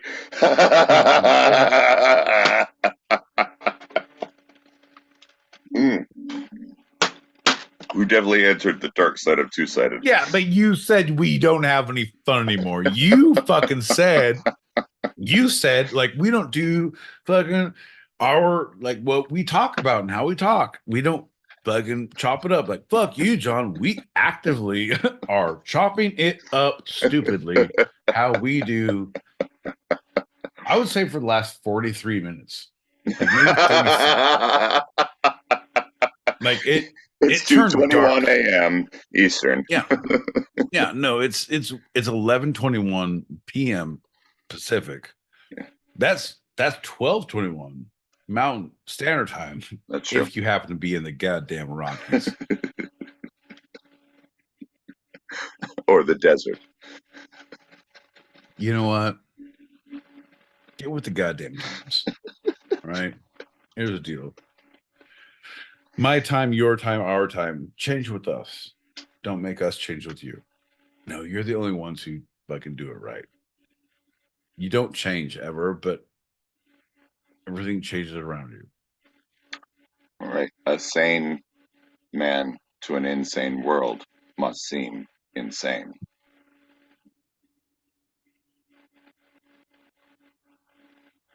What's the music video where is it Tool? No, where the guy comes and puts a wrench and he's like moving a machine, and he's not moving, but he's just moving the machine, but everything moves around him and it's like and spins humanity to a new thing. And every time he moves it's not like a jackpot. It's not like that crazy, but he like can move things. Talking it's like Heads. I want to say it's like Tool or Talking Heads or no. 9 Inch Nails. Oh, that was the two thoughts that came into my head. 9 Inch Nails first. I think it might be 9 Inch Nails. There might be someone in the room who would know if we're wrong or not, but I think it is 9 Inch Nails. Right. It's not Sonny and Cher. I definitely know that. Yeah. He's not the Nat music King videos Cole. sucked. Right. He didn't have any music videos, so. Well, not before I got all of them. John, do you realize the shit we can do with AI? It's ridiculous now. It's ridiculous. It can replace my job for sure. Because, art is a simple construct, so AI can totally replace that. I'm glad you brought it up, John. I wanted to do this privately, so I feel like it's better in front of everyone. That, yeah, if I just feed some topics in and I just talk with a AI. Oh, you were talking about acting. Hi, my boy Pete. How you doing today? Right. No, 100%. That is exactly how I feel most of the time. Right. It was like, no problem for me. Like, we're just nailing it all the way through. Keep going. Folks, if you like Ike McMahon, well, you'll love John L. Peacock. I know. But I know. I'm with you. I know. You meant the acting, right? I meant the writing. Oh, the writing is fine. That's why there was a writer's strike. Because of AI. No, yeah, well, yeah, they'll definitely be able to take that for sure.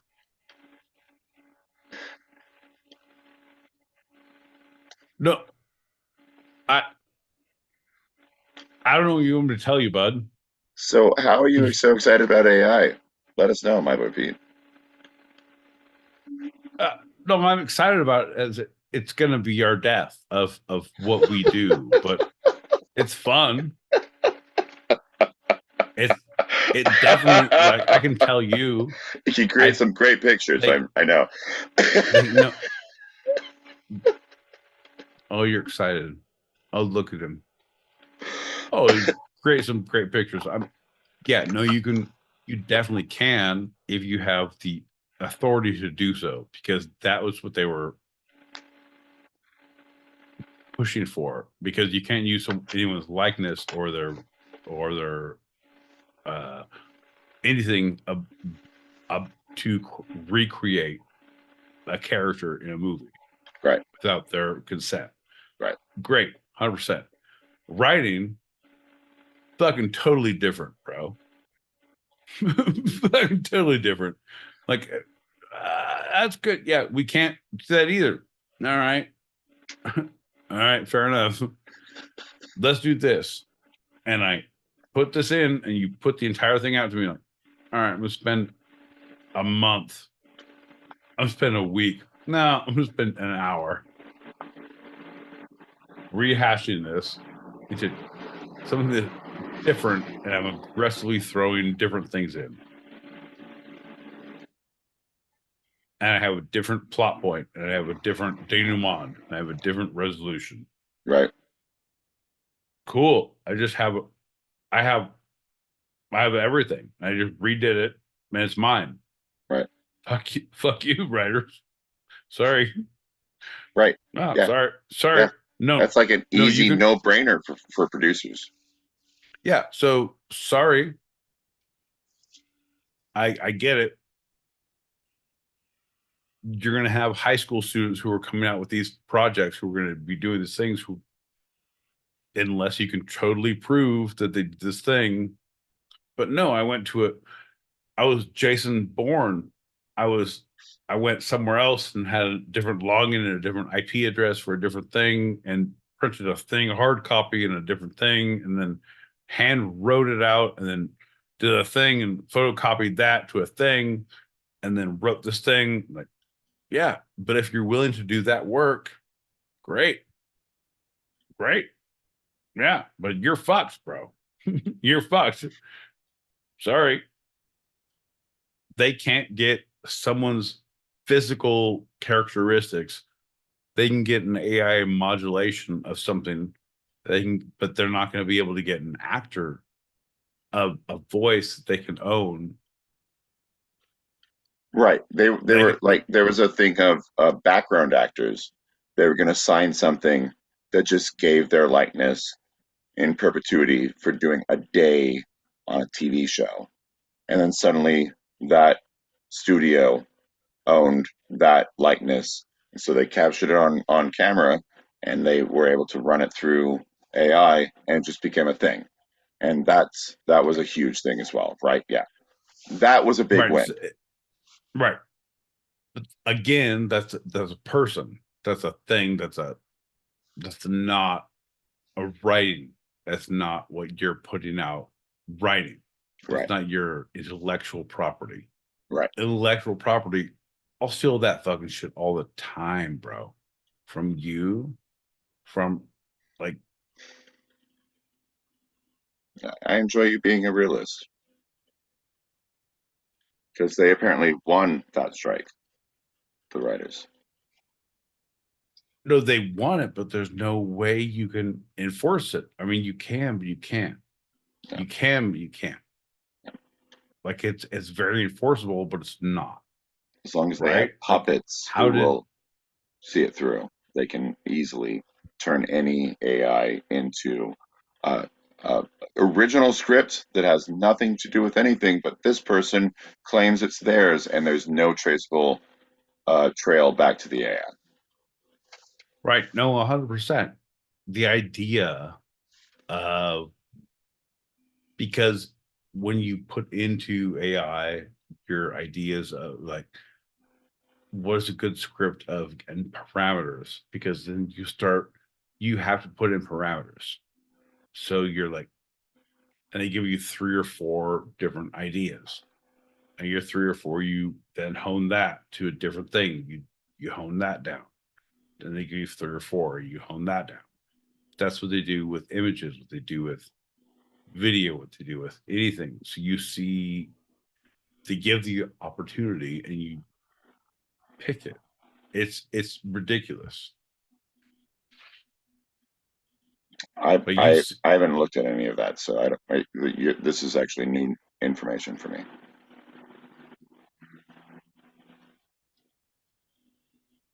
John, it's more than you can think of. It's less than you possibly hope for.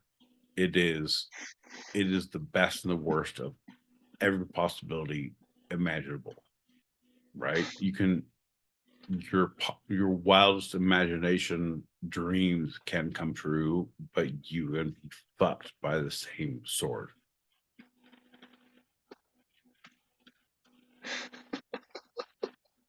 I don't know, bud. But they shouldn't have called it AI. That really created like a political like a hot point, like critical race theory. Like they could have called it anything else because it's not really AI. It's like something similar. It's the conglomeration. It's the anthill at its zenith of Google. Like artificial intelligence. Yeah, 100%. It learns from itself. Yeah. What you're saying is all true. Well, so is critical race theory. Weird. Mm.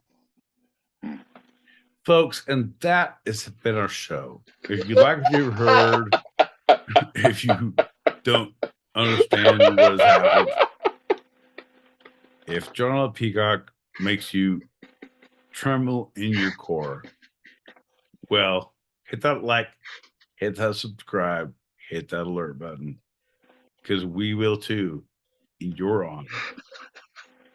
Folks, we are the two-sided. You can find us at two-sided pod, all underscore, all underwords, all underword. All underwords. All underworld. At gmail.com. Ain't that right, John? All one word, of course. I've had a fun time with you, Pete. I think this is a good time to get out. Hey, everybody. Love you. I see several people in the room. I'm not going to do a shout out because we got to go, but love you. Hello, I must be going. I cannot stay. I came to say I must be going. Yeah! I'm glad I came, but all the same, I must be Happy going. birthday! Come on, birthday! This is your birthday song. It isn't very long.